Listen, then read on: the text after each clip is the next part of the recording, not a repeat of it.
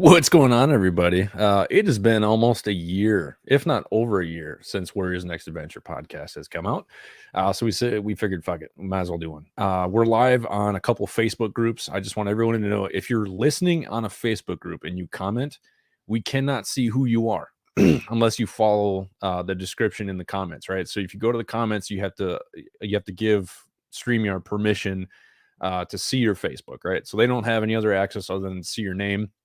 So if you comment and you're listening in the group, we can't see who you are. It's just going to say Facebook user. So again, I'll say that a few times throughout the show, just so people understand. So Warriors Next Adventure podcast is officially sponsored by St. Croix Custom Furniture. Now, I had a podcast about 2 weeks ago, and it was garbage because I had some technical difficulties. And St. Croix Custom Furniture reached out to me and said, hey, how much would it cost for you to get all brand new equipment to have at least 4 people on? I'm like, oh, God, it's going to cost way too much. I can't afford that. So he kept saying, hey, just, pile up a list of everything. So I was like, all right, whatever. So I made a list of everything I needed. We got 3 SM7B microphones, including the one I already have. We have 3 mic stands. We have lights. We have brand new external audio interface. We have new cables, everything. So thank you to St. Croix Custom Furniture for actually buying that for us. It came out to be about $2,500. So the dude hooked us up, and so now we got some good equipment. So here with Josh today. What's up, dude? How you doing? Hanging out. Yeah, just sitting there chilling awkwardly. Also, as usual, we are sponsored by Rip It Energy, because this stuff is the fuel of war. Rip It Energy actually sponsored our tour last year. They gave us $1,000 to drive around the country for the PTSD versus Jiu-Jitsu documentary, which good news coming up for that. I'm actually on as a producer for another docu-series that's going to be starting in July for the pilot.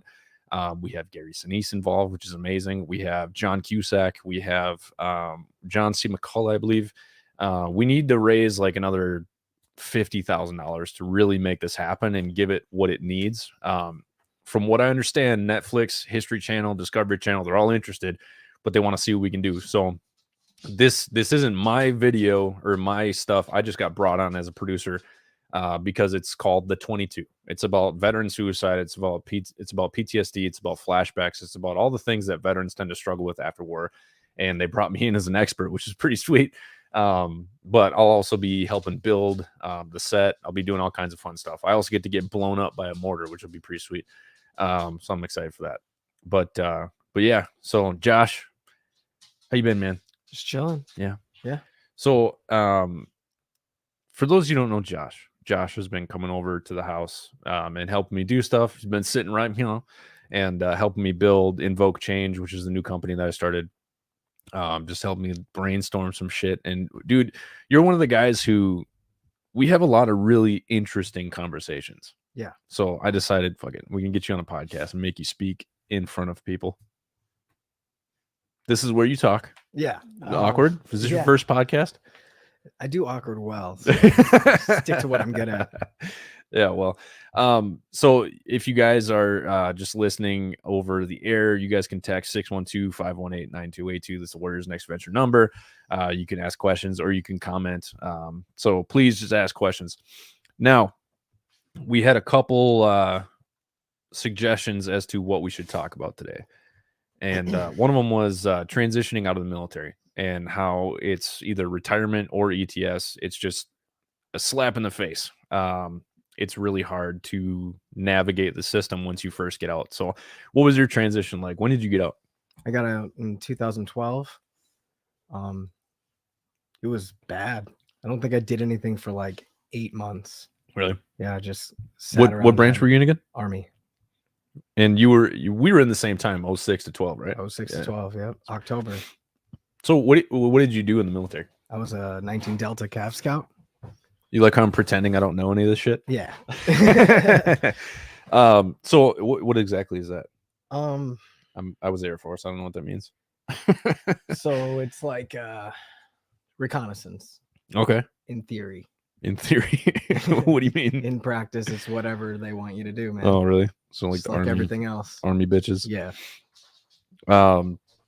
So what exactly did you do? Right. You were on some you were on a special duty for a while, weren't you? Yeah, I was PSD for the 1st ID Division Command Sergeant Major. Okay. Yeah. Where'd you do that at? in Iraq.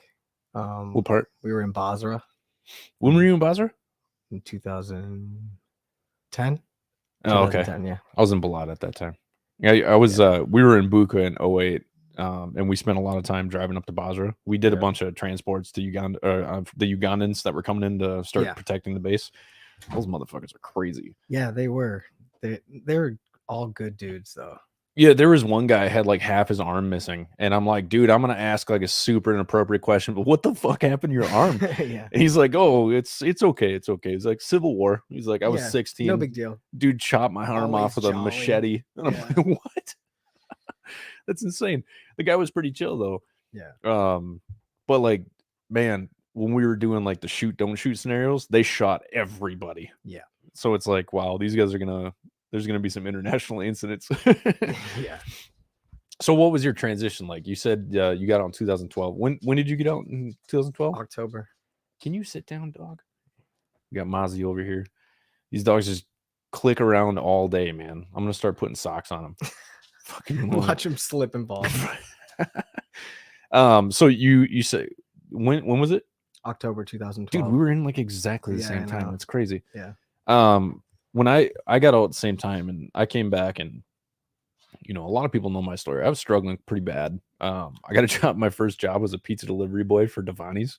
No shit. I felt like such a piece of shit. It took me a couple of years to get to that, actually. Really? Yeah, I ended up doing that too. Dude, I was on terminal leave until October, but I was back in August, right? So I had what's up, Brandon? Hey, I don't know who this is, but you have to give StreamYard permission for us to see who you are. Other than that, you're just some random dude. So if you ain't Cav, you ain't shit, as they say. This is what they say. Isn't it? Don't you guys wear those gay cowboy hats? Yeah, we do. I actually never got a Stetson or Spurs. Oh, really? You got Spurs, dude? I was barely a Cav Scout, dude. Like, I was always doing something else. Do you automatically transfer to the Navy once you get those hats? Yeah. Because it's gay. Oh, I'm just fucking it. But yeah, man, it was rough. Like, really rough, man. Like, I was in, I want to say February 2012. I got back from Afghanistan. I was a 50 cal gunner, doing convoys and shit. Now, it was during the Obama eras, and I'm not going to get political or anything, but Obama fucking dude screwed us, just handcuffed us when we were overseas, man. So it made our job so much harder. And it was just a pain in the ass. And I couldn't do anything. So I literally just sat there. Yeah. I slept a lot in Afghanistan. I'm not a piece of shit, promise, but some of the best naps I ever had were on convoys. Oh, yeah, definitely. Well, we couldn't do anything. The only time we could do anything is if we actually get physically shot at. Yep. And so it's like, well, what is the point of us even being here? You know, just to hit the IEDs? Question all the time, man. What are we doing? Yeah. And I can guarantee there's a lot of people out there that feel the same, but it took me a couple of years, but I'm pretty anti-war. Yeah, me too. There's no point in it. But at the same time, though, like I was just thinking about bring your mic a little closer. I was just thinking about the Israel-Palestine thing, and how everybody, or any conflict that's, you know, going on, people tend to, you know, have the sides. Should be doing this, should be doing that. Well, like the Ukraine-Russia thing going on right now. Yeah. Everyone's like, yeah, stand with Ukraine. Like, well, we don't even know what's going on. I'm anti-US.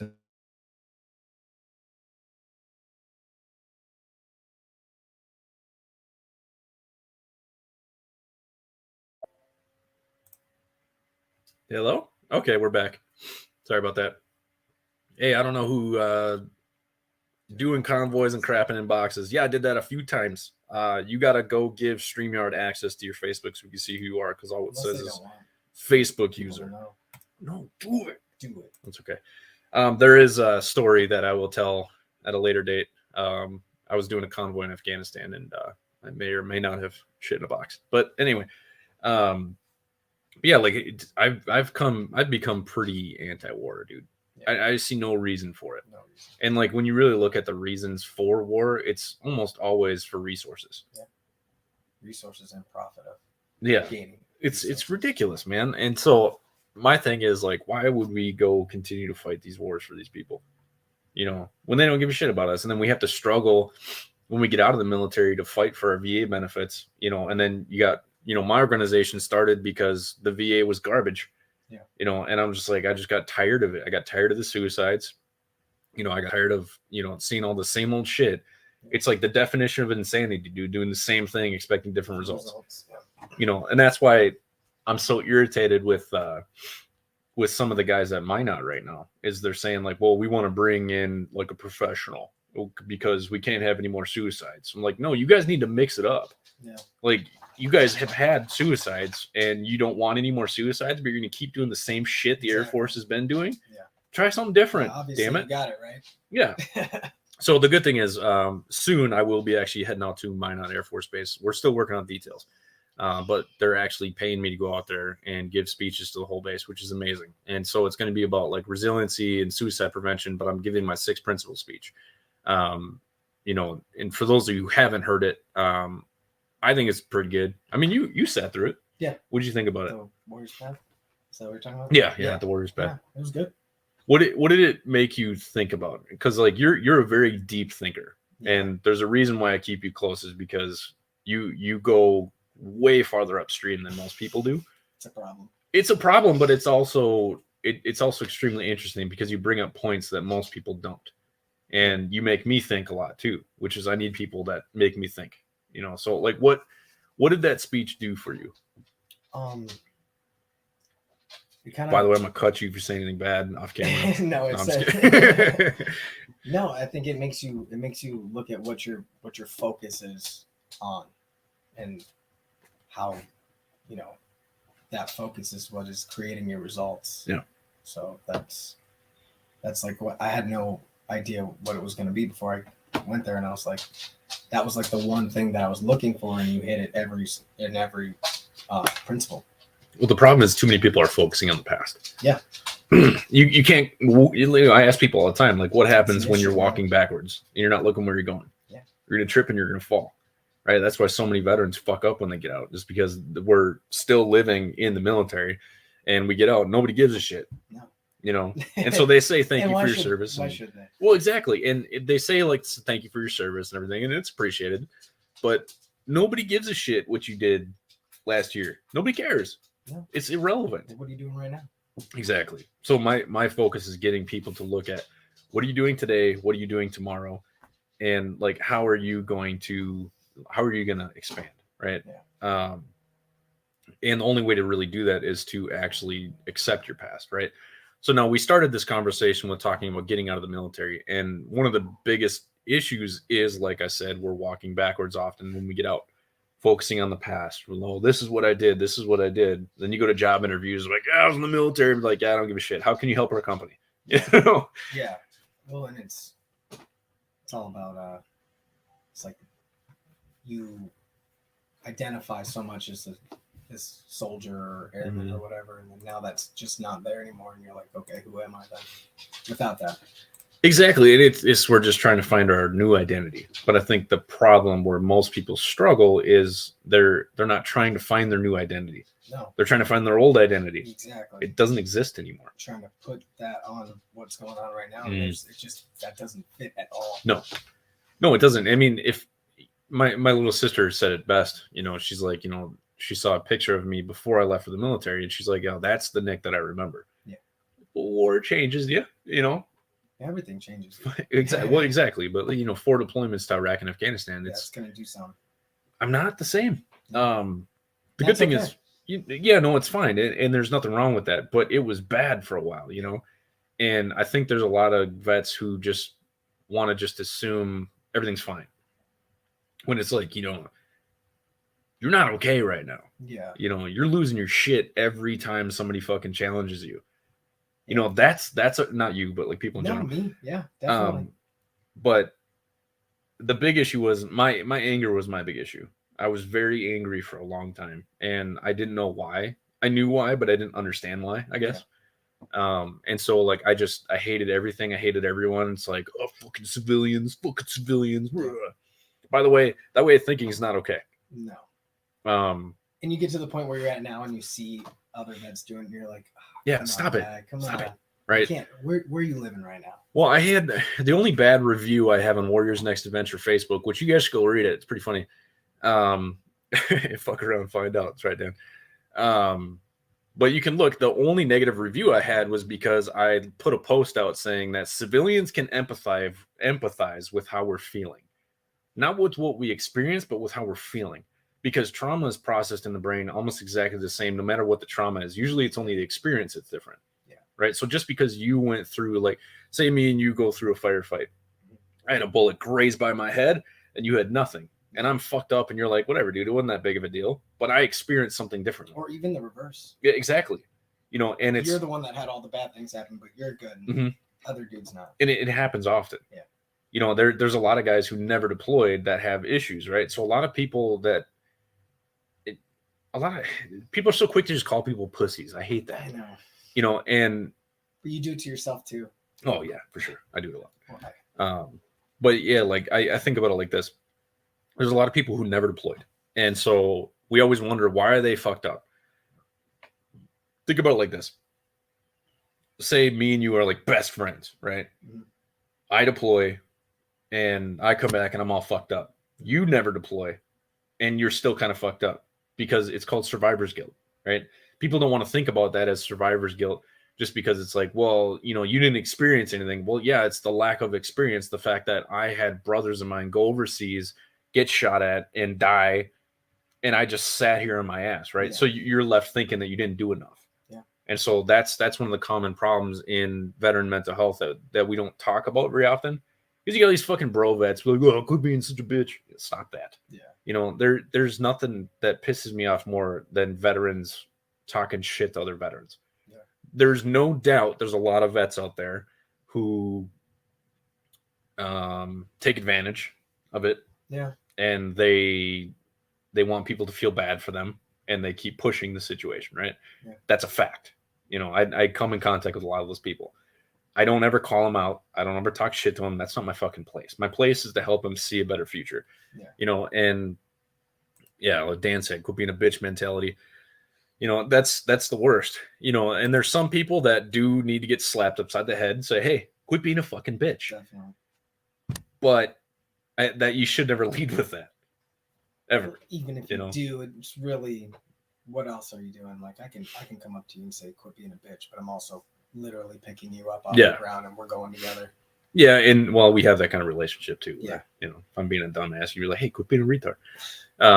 Yeah, that's why you need those kind of friends that will like I keep you around. I keep you know, a bunch of vets I keep close to me is because they're not just gonna like, oh, you're great. You're gonna tell me when I'm being an idiot. Man, like, yeah, no. Dude, the yes man no friends. Dude, quit being yes men friends. Okay, that's one thing I want to say. Have the difficult conversations. Right now, this doesn't not just for veterans. This is everybody. Yeah. Quit being a yes friend. Just if your friend's being a moron, be like, dude, what are you doing? Right? Because that's the real conversation that's actually going to make your friend a better person. Yeah. Because if you're struggling and you're going down a dark road, I don't want my friends going down that road, right? But at the same time, I don't benefit from my friends going down that dark road. Exactly. So it's a win-win situation. Some might say it's selfish, but the way I see it is your success is my success. Exactly.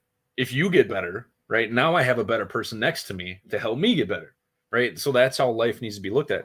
Is because a lot of people aren't that aware. They're just like, I like how I'm doing things. You should do the way I'm doing. But then you look at that person, and that person has none of the things, or you know, that you want. Yeah. So it's like, it's not the best advice to follow or whatever. Yeah, and it's, you know, everyone's going to have their own way of doing things. Exactly. But if you notice one of your friends is going on a bad road, you need to say something. It is your responsibility. Yes. Dude. You know, and Dan, I'm not cutting my hair. Shut up. If you can help somebody, then that's your job. Yeah, well, you know, I say this often. I wrote this quote in the Whoopie, right? The Whoopie's the boat that we're rowing across the ocean. In December, me and 3 other Air Force Security Forces guys, which all work for me at Warriors Next Adventure, we're all rowing a boat across the ocean. And I wrote this quote. I know, right? It's so stupid. I don't know why I'm doing it. But I wrote a quote inside the boat. It was the first quote in the boat for this year. It says, it's your duty to discover what your purpose is. Then once you find it, it's your responsibility to give it back. And that is literally why, like, if you knew me in 2012, you'd be like, wow, this guy's fucked up. Yeah, me too. You know, like, and many people know that I was going down a bad road. I was doing drugs. I was bouncing at clubs. I was doing a bunch of stupid shit. I was in a relationship that I absolutely hated. Me and my kid's mom just hated each other. Yeah. And we were just trying to like pretend we were okay. Yeah. When like I'd walk home or I'd get home and I'd look at her, just like, God, I hate you. You know, and that's not okay, right? No. Me and her are doing great now. We get along just fine. I can sit at her house and bullshit with her, drink a cup of coffee with her. It's not a big deal, which I think everybody should get to that point. But anyway, it's just, it's so hard when you first get out and not having, what about the middle relationship? You know, the hard thing is recognizing when your friends are struggling and having the courage to actually say something. Yeah. It's never easy for what I do. Like, right. So most guys know I run a 24/7 suicide hotline. We've had 101 calls now. And they're all alive, which makes me happy. Right. Yeah. Now, I don't credit myself with saving their lives. It's them. But the fact that they called, I can't save their life if they don't call me, right? So it's them. They're the ones that are doing it. But what I often see is the majority of people are living in the past. That is the biggest issue that I see with any kind of suicide. And it's regret, you know, not doing that thing that you wanted to do, or, you know, doing something that you wish you wouldn't have, or something along those lines, right? Yeah. So when I often talk about the third principle with accept your past, it's not only just accept the fact that shit happened, it's you have to forgive yourself as well. Yeah. There's not enough people forgiving themselves for doing shitty things in the past, right? So there's a lot of folks out there that think, you know, I'm this super good person and everything like that, but at the same time, it's like I was a terrible person for a couple years. You know, I was cheating on my wife. I hated my kids. I didn't want to be around them. I was a shitty dad. I was a shitty husband. I was a shitty friend. I pretty much thought everyone should go fuck themselves. And if you're not serving me, then I don't want anything to do with you. I was selfish and I was just the worst person. But when I had that realization after my suicide attempt, I realized like everything going wrong in my life is my fault. Yeah. It's nobody else but me that's making my life shit. And so my first phone call was to my ex, like, you know, we're done. I can't do this anymore. I'm done. I'm done living a shit life, and you are part of the problem, you know? And she was. And I tell people, like, the way that you act and react is your choice. However, there's people that push you in the wrong direction. And if you feed into that, then it's just going to be bad. Yeah. You know, so you have to realize the people that you have in your life, which is the first principle, is the people that we have, you know, we're surrounded by are the ones that we really need to think about either pulling in close or pushing away. You know, I like this one. I wrote a quote in a boat. In that boat, I did that quote. Goofball. So this actually is something that Greg and I talk about often. Greg Olfeld, he's the one that rode to South Carolina with me. You know, we're still kind of off subject here. Squirrel. Yeah. Every time it happens. You know, separation from the military and the anxiety that comes with it. The beautiful part is, you know, like I've told Greg and I've told a couple other vets that are getting out or recently got out, is you're the author of your story. You get to decide what the rest of your story is, right? Just because you got out and you're in your 50s doesn't mean your life is over. You still have half your life left. Yeah, you can do anything. Anything. You know, on top of that, most guys have retirement, which is nice. It's something to fall back on. It's maybe not enough, but it's something to fall back on, right? And that's why I push people who are disabled veterans. Like I'm 80%, you're 80%. I push everybody who is disabled. If you're not working, do something for the community. Yeah. Do something with that. Do anything. Exactly. And that's why you coming over help something. Exactly. And that's why you coming over helping me out with this. And then, you know, eventually once Invoke Change really kicks off, you know, we're going to do some amazing things with that shit. I'm pretty excited. And we're lucky enough to actually have that. And so when people are like, well, it's not that easy, I don't have disability money coming in. Like, well, you know what I could be doing? Nothing. Yeah. I could be laying in bed all day and I'd be okay. Because, you know, I got to shut tomorrow. Shut up tomorrow. But, you know, it's enough for me to pay all my bills. Yeah. I don't have to do anything. I don't have to do the suicide hotline. I don't have to go help people. I do that because if I didn't have this nonprofit, I would probably be sitting on my ass, depressed and hating my life. And then that just reinforces that you get stuck in that route and you don't want to be there. Exactly. Right. So if you, I'm not telling everybody to just go start a nonprofit, but volunteer at nonprofits, right? You know, we have some great conversations when you come over and hang out. You know, that's why I like when you come over, is because I'm generally pretty quiet all day. I barely talk. Me too. You know, I'm a very silent person and I'm always listening and deep in my thoughts. But when I have somebody here with me, I can actually bounce shit off of you. And that's when, like that day that you were sitting here, just chilling with me. Yeah. And I was building my program. Yep. Just you sitting here, you barely said anything, but I'm just like, oh yeah, great idea. Thank you. And you're like, I didn't say anything. Like, I know, but you made me talk about it, you know? So it's good to get your thoughts out, especially if you know, I need that. Yeah. I have to have that. Because if I stay in my thoughts and then I start, then it's when you accept, pull that mic a little closer. Things that aren't true. You pull the whole thing towards you. There you go. Ooh, hold up. It might be a little loose or a little tight. That's all right. Don't worry about it. Stay there. Stay. Yeah, but then you start, you know, going down, you know, spiraling thoughts and keeping you stuck. Well, this goes back to, you know, guys getting on the military. When you get out, no matter what, do something you're passionate about. Yeah, like, don't for any reason just sit in a basement and drink beer with your dad for a year. Are you talking about experience? Yeah. He just got out of the Army too. He retired. Oh, really? I just got out. Oh, yeah. Telling war stories. Well, you know, to a certain extent, having a day like that, a day or two like that, nothing wrong with that, dude. Yeah. And there's days where people think that I'm not like depressed. I'm very depressed. A lot. It sucks, dude, but it's where I have my creativity. And so I've essentially accepted the fact that I'm probably going to be depressed the rest of my life, because those days where you see me out there, you know, doing amazing shit with people, climbing mountains and doing all that shit, it's because I'm depressed. Okay, I need this too. Yeah. Like, I gotta. This nonprofit, I'm one of the main participants of this nonprofit because I need it. You know, I need to have these kind of conversations. And Greg's just going to choke and armbar people out of retirement. Dude, this guy's got some old man strength. He's not here to defend himself, so I'm going to talk shit about him for a second. So he's like 50 something, and he went to South Carolina with me, and he's like bulldogging fucking 20, 22-year-olds. And I'm like, dude, it's that old man strength. You got those hard fucking muscles, man. Yeah. And, you know, he's a chief in the Air Force, and he's still fucking people up, dude. When it's like, there's no excuses out there. He's one of the reasons why I tell you there's no excuse to not do something physical, right? So jiu-jitsu is his thing, and he's really fucking good at it. And, you know, once he gets out of the military, he has that to fall back on. Yeah. He has jiu-jitsu. He's also helped me out with a bunch of stuff. So he's helping me do some bookings for speeches and stuff like that. So get on it, Craig.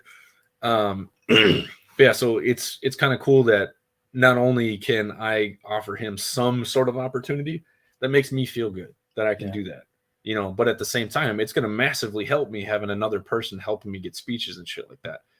But he's finding something that's actually, he really enjoys. Yeah. You know, like he's hopefully going to keep.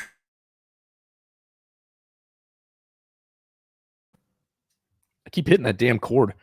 Sorry. He, you know, hopefully will keep traveling with me doing jiu-jitsu stuff, because not only is he great at working the booth, he's like half the time I'm sitting here talking to people and he's already got the whole damn truck packed up. Yeah. And I'm like, dude, I feel so bad. He's like, oh no, it needs to be done. I'm like, all right, cool. You know, I feel bad for anybody that comes and volunteers after Greg. But me and him have talked multiple times about, you know, the worry of getting out and why it's such a massive change is because there's so much structure in the military. When you get out, there's no structure to life. No. None. You have to make it. So that's one thing I like to tell vets is like, realize that you have to make your structure. You have to make everything when you get out. It's tough and it's difficult, but then you have guys like me who can help you do it. And I'm here just for that reason, to help you do it, is because I know what it's like to struggle through it alone. And you're right there, bud. Yeah, this thing's about you just got screwed in tighter. Sorry, guys. New equipment. Haven't figured it out yet. I kind of wish that clamp was bigger. Yeah. There you go. Just tighten it up now. Lefty loosey, ready tighty. Good. We got it. Beautiful. Sweet. But yeah, so that's one thing. And then we had another person say we need to dig into some stuff. So active duty suicides. That's something I've been trying to fight for a long time. And that's why I started reaching out to the Air Force to try to do speeches for them. Yeah. And it's awesome to get paid for it and everything, which is sweet because I tell everybody, like, do what you love and figure out a way to get paid for it. It's a classic Les Brown quote. If you truly want to be happy, get paid for something that you love. Yeah. Like I'm making those chess sets out there. I don't plan on getting rich making those. Yeah. Right. But I'm probably going to sell them. Yeah. It's fun. It takes time. I go out there for 20 minutes a day because that's all the work I can do because I got to let the epoxy settle. So I go out there, do 20 minutes of work a day, come back inside and get some work done on the nonprofit. So it's like I have my one hobby that I'm doing it at my own pace. I am not going to be taking orders at all. I'm just going to make shit and then sell it eventually. I also got these little, like the little steel plumbing pipes, little fitters. I'm going to make like little dudes. So it's going to be pipe dudes. And then it's going to be an Edison light bulb. Those really cool ones, but it's coming out of his cock. It's going to be a cock lamp. So I'm excited to make those because I think it's funny. My girlfriend's just like, you're such a child. I'm like, I know. I can't help it. Yeah. Like I'm mature and I can have deep conversations, but I'm also slightly retarded. And I think the stupidest shit is funny to me, which is why comedy is just my favorite thing in the world. Exactly. That's why I like Kill Tony. I know, right? Anyway, squirrel. Yeah. Active duty suicide. Active duty suicide is something that it needs to fucking stop. Like that's the irritating part. Like what is leadership doing to make it stop? Right. And so that's why I'm reaching out to the guys in the military now. I'm still working on Andrews Air Force Base too, because there was a suicide out there that I was working the crisis intervention on it. Yeah. And they never called the locals. They never pinged his phone. They didn't do any of that shit. Dropping the ball on every step. Yeah. And I'm not saying that they did it on purpose, but they probably just not trained on it. And so because I was a 911 dispatcher for 8 years, I know all the protocols for finding people. Yeah. Which there's been multiple times in the past few months where I found people. Unfortunately, one of them had passed away. But the cops wouldn't go inside the house. So did things my way. It's like, hey, I need a vet to go kick a fucking door down. And here we find him. He's been dead for a week. And it's terrible. And I feel bad for that veteran who had to experience that. But at the same time, getting the closure for that family is important. And I'm doing as much as I can to get into the Air Force to start speaking for the Air Force. I said 2 years ago, within the next 3 years, the Air Force is going to be paying me to be doing resiliency and suicide prevention training. And I'm sticking to that, right? Yeah, you're gonna make that happen. Well, I'm close, man. It might be June. Well, I'll be going out to Minot, hopefully. Hell yeah. This is the guy that's helping me up at Minot. Thanks, man. I really appreciate it. He's a chief. He also trains jiu-jitsu too. So nice. Yeah, I'm excited to go out there. Marcus. So Marcus, I was actually trying to reach out to you today. I gotta call you later on because I want to talk to you about Alaska. He runs Bless Your Heart Barbecue. I haven't tried it yet, obviously, because I'm in Minnesota. He's in Alaska. But EQ's been like, he's bought every single one of my MMA shirts. He's bought all the jiu-jitsu or all the WNA shirts we've done. So thanks for being a huge supporter of what we do, man. Your barbecue looks amazing. If you guys are up in the where is he? EQ, what city do you live in Alaska? I already forgot. Sorry, bro. But yeah, he's got some bomb-ass barbecue, and we talked to him about possibly going up there for some salmon fishing and chilling with him for a day and then going up renting a camper or some shit. Yeah, that'd be badass. And I just had another vet reach out saying he wants to go moose hunting in Alaska. And I'm like, oh, man, that'd be fun. Dude, that'd be fun. Yeah. Anyway, fucking squirrels, man. They're everywhere. They're everywhere. Can't stop it. But yeah, so when it comes to me speaking on base, it's not just to make money. I'm passionate about what I do. Anybody who's heard me speak in person or listened to any of our podcasts where I don't have any like limitations, like Veterans Action Report is cool and everything. Oh, close to Anchorage. All right, cool. I'll hit you up later, Marcus. Yeah, but you've done those when you were active duty. You did those trainings and stuff, right? Like there's like a quarterly suicide prevention, and they're bullshit. Yeah, they make you want to kill yourself. It's like I need to leave, like, and all the NCOs are just like, we could be doing training right now and just checked out. Well, and that's the irritating thing. So what my plan is to give the basic speech, and then at the end of it, asking all E5 and above to get out of the room and only talk to E4 and below. Okay. Right. And then just having a time and space for them to actually talk and help us become a part of or help us fix the problem. Yeah. Like, what do you guys think is actually going to change things? And then that's why I talked about you coming up to take notes and shit. Yeah. Because then that way we're going to record it just so we have it for ourselves. And I need promo videos and shit. So that's going to help. But then from there, we can take notes and everything like that. And then we can bring it to leadership. Okay. So those airmen don't have the risk of getting in trouble. Because even though they say, if you come up to us and there'll be no repercussions, bullshit. The shit happens all the time. Yeah. You know, I'm not saying all leadership is bad. That's not what I'm saying at all. But it happens. There's times where you speak out against leadership or you say something about leadership and they'll come at you and try to attack you. And then next thing you know, you're working shit post the rest of your life. Yeah. You know, that happens, right? So I want to try to be part of the solution. One of the ways to do that is to not only give my speech to these guys and give them some sort of hope for the future, but also be there for them if they need somebody to talk to off the record. Yeah. Right. Because I'm not a mandatory reporter because I never went and got any licenses. Yeah. Right. So that's the beauty of doing what I do. I can kind of do whatever the fuck I want. And you know your moral compass, you're going to take care of something if it's something that needs to be taken care of. Yeah. And I've sent the police to people's house before. Yeah. You know, and luckily all of those people who I've sent the cops to their house, they ended up fine. You know, and I've done some hostage negotiation stuff for police departments around the country, which is sweet. That's my favorite thing to do because it's the biggest challenge and there's like the most on the line, especially when there's guns involved. Somebody's going to die today if I don't fucking do the right job. And I try to tell this to my family. They're like, how the fuck do you do that? And the way I see it is, you know, I still think about the day that I tried to commit suicide. I didn't have anybody. There was nobody. And there's people that cared about me, like my family cared about me. I'm not saying people didn't care about me, but there was nobody that could have stopped me. Yeah. And so when I keep telling people that you can literally create whoever you want to be, and I decided I was going to be that person who could have pulled that gun out of my hands. And I want to take that mentality to the military. I want to teach them, listen, just because you're in the military and you can't always control who you're surrounded with in the military. No. You're going to have leadership that's going to be there that you fucking hate. You're going to have airmen that you want to punch in the face just because you can't stand the way they talk or they don't brush their teeth or shit like that. There's going to be dumb shit, right? Yeah. You're in close quarters with people all day for years and you cannot control that. However, I can't remember who I was talking to, but I was talking to them about being an empath, and you can push that energy to people, right? An empath isn't only feeling feelings of other people and feeling emotions. It's also about spreading it to other people, right? So spreading the good message to people, right? Now, I'm not religious and I don't talk about the Bible. I don't talk about any of that stuff. So when I talk about spreading the good message, I just mean realizing that every single one of you is in charge of your destination. All of you. You have the only decision making in your life. Sometimes things happen to you that you can't control. Like people fucking kick your ass to the curb or, you know, cheat on you. You can't control that, right? Could you have done things differently? Yeah. Yes.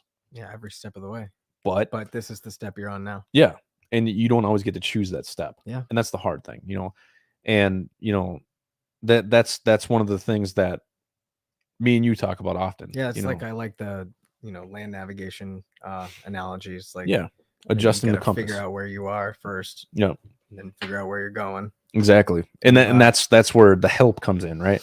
Yep. You have to do the walking, right? And that's why, you know, the Vigsphere, you know, the Nordic compass, the reason why I made that the logo for Warriors Next Adventure is our job is to help guide you in the right direction. We just want to adjust your compass just a little bit. Yep. And in land nav, if you're off 10 degrees, but you're going 4,000 meters, you're going to be way off mark. But yeah. You have to do the work. You have to walk, right? But I can be like, hey. And also, you don't have to go straight to the objective. You see that thing that I shared a week ago? It said, don't plot a route. Go straight to the objective. Be a man. Oh yeah, it shows you going over mountains. I love that guy. Be a man. If you guys don't know who Be a Man is, go to TikTok or YouTube and just type in Be a Man. The guy's hilarious. You know, I got off course for a second. Yeah. Goddamn. Adjust my compass back. Squirrel. I don't even remember where we were at. It was just talking about empathy and you can't always control the people that are in your unit and the people you're surrounded with. But what you can do is just be the example. Yeah. I tell everybody, be the fucking example, right? If you want people to talk less shit, stop talking shit. Exactly. Those people that are so toxic that next thing you know, the person goes around and does some dumb shit, goes away. It's like, yeah, it's all good, man. They go away like, God, I can't stand that dude. Yeah. Why do you do that? Stop it. Don't do that. Say it to their face, be like, hey, Yeah. you shouldn't do that. You guys, especially dudes that are in like even the same section or Yeah. the same, it's like you guys are working together. Exactly. In the worst case scenario, you have to be able to save this person's life. Yep. So why is this such a big deal? Well, when I was a carpenter, we had about 9 people in the company. And so like I was a carpenter, painter, mudder, taper, whatever. I did whatever they needed me. And almost every single job site, we had a new person walk up. Oh man, I've been getting nailed with calls the whole podcast. Sorry guys, I'm busy. But yeah, every new partner I would have for the day all they did was talk shit about everyone else in the company. Exactly, yeah. It's like, dude, you guys are so toxic. And so I actually asked multiple times, can I just work by myself? Put me on a mudding and taping job by myself. Put me on a painting job by myself. Because I don't want to listen to it. Yeah. And then on top of that, I was listening to audiobooks. I think over the last year, I've read like 70 audiobooks. So it's like painting was perfect because I could focus, right? Yeah. Almost like a meditation. Even. Yeah, pretty much. And it's sinking in your subconscious because you're doing one thing, but you're getting information. Exactly. And that's why what we do with Warriors Next Adventure works so well, is because we're going hiking and everything like that, but we're also talking about mental health. Yeah. But you don't realize you're getting a counseling session without even knowing. Yeah. That's the beauty of it. And for the people in active duty who are struggling, you got to understand there's always that stigma where if you go to get help, you're a pussy, right? Yeah. Because you're not combat ready, you're non-deployable. Yeah. And they take your weapon and you got to clean the fucking squadron, right? Stop punishing people for getting help. But at the same time, if the only thing you're worried about is losing your gun or doing that shit and not going to mental health, it is more important to go to mental health and talk to somebody than it is to lose your position. Go to mental health. Talk to somebody. If you don't get help, you're gonna lose that position anyway, man. Exactly. Well, or either that or you're gonna fucking off yourself. Yeah. And so that's why I keep telling people, do what you need to do to actually get the help. And if that means take a seat on the bench for a couple months, take a fucking seat. Because we don't need people dealing with mental health issues handling guns, I get why they take guns from people, but they don't do it properly, in my opinion. Yeah. Like just because somebody goes to mental health just to talk does not mean they're suicidal. Yeah. And that's how they treat it. That's the thing that bothers me the most. Well, I think they're thinking you just gotta be safe, cover their own ass. Greg was just saying he got a Facebook warning. He can't choke people anymore. He wants to aggressively cuddle. Aggressive cuddling. Aggressive cuddling. I love it. But yeah, that stigma needs to stop. And one of the issues that I keep seeing is, especially in security forces, y'all are guilty as fuck. Anytime somebody goes to get help, they automatically start calling that person a pussy. Oh, it's over. That person's a pussy. After that, even if you go to sick call at all. Oh, this guy, he got taken away from PRP because he had to go talk to somebody. See, it's bullshit. I wouldn't have gone to sick call if I was for any reason. Yeah, if I could help it. Yeah, no. And that's why it was so hard for me to get my TBI approved through the military, because all the times that it happened, if I went to go to not mental health, but I went to go to medical, they would have taken my guns from me and I couldn't have kept doing convoys, which is probably what I should have done. Probably why I got all this dame damage. But, I didn't report it, right? So I had to give proof and I had to have people write letters for me and shit like that. It was a pain in the ass. But go to medical. If you're in the military, go to mental health. Yeah, take care of everything just get it done. About you. This whole be a man, suck it up, right? I tell people all the time, quit being a pussy and go get some help. See, that's the thing. It's acutely, I'm on mission. Mm-hmm. Yeah, suck it up. Mm-hmm. Drive on, complete what you're doing. But when you're in garrison, fuck off. Go to sick exactly. call. Yeah, there's times where you just got to suck it up, Buttercup. Yeah. But when you're on a convoy, it's not the time to say, hey, Yeah. I need to go talk to a doctor. Yeah. Suck it the fuck up, get done with the mission, and then go see somebody. Or like if it's like, blatantly trying to get out of training. Yeah. Like, the difference. We all know I there's got people dental. like that. Yeah. I got dental, okay? I'll see you at like 15:30. Yeah, I can't go on this mission. I gotta sleep. No, there's people that abuse the system, absolutely. Yeah. But if we think that everybody's abusing the system, people are gonna fall through the cracks who are really struggling, and we're gonna continue to lose people to suicide. Yeah, you look at, even in my own short military career, getting, good, the best every step of the way. Yeah. Right. And then all of a sudden, negative NCOER, getting, in trouble for drinking, all that stuff. It's like you look at the paper trail going up and you watch it go right down. And you're like, okay, there obviously something happened in between this and this. It's not like I just always, Yeah, it's like when I got back from Iraq in 2010, when Michael killed himself.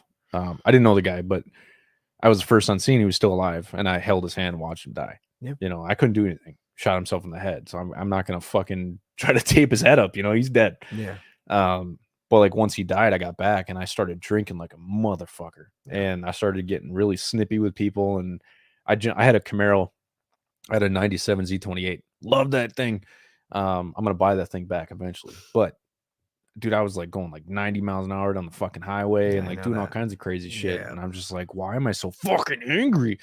And sometimes it's not like it just comes out of nowhere. Yeah.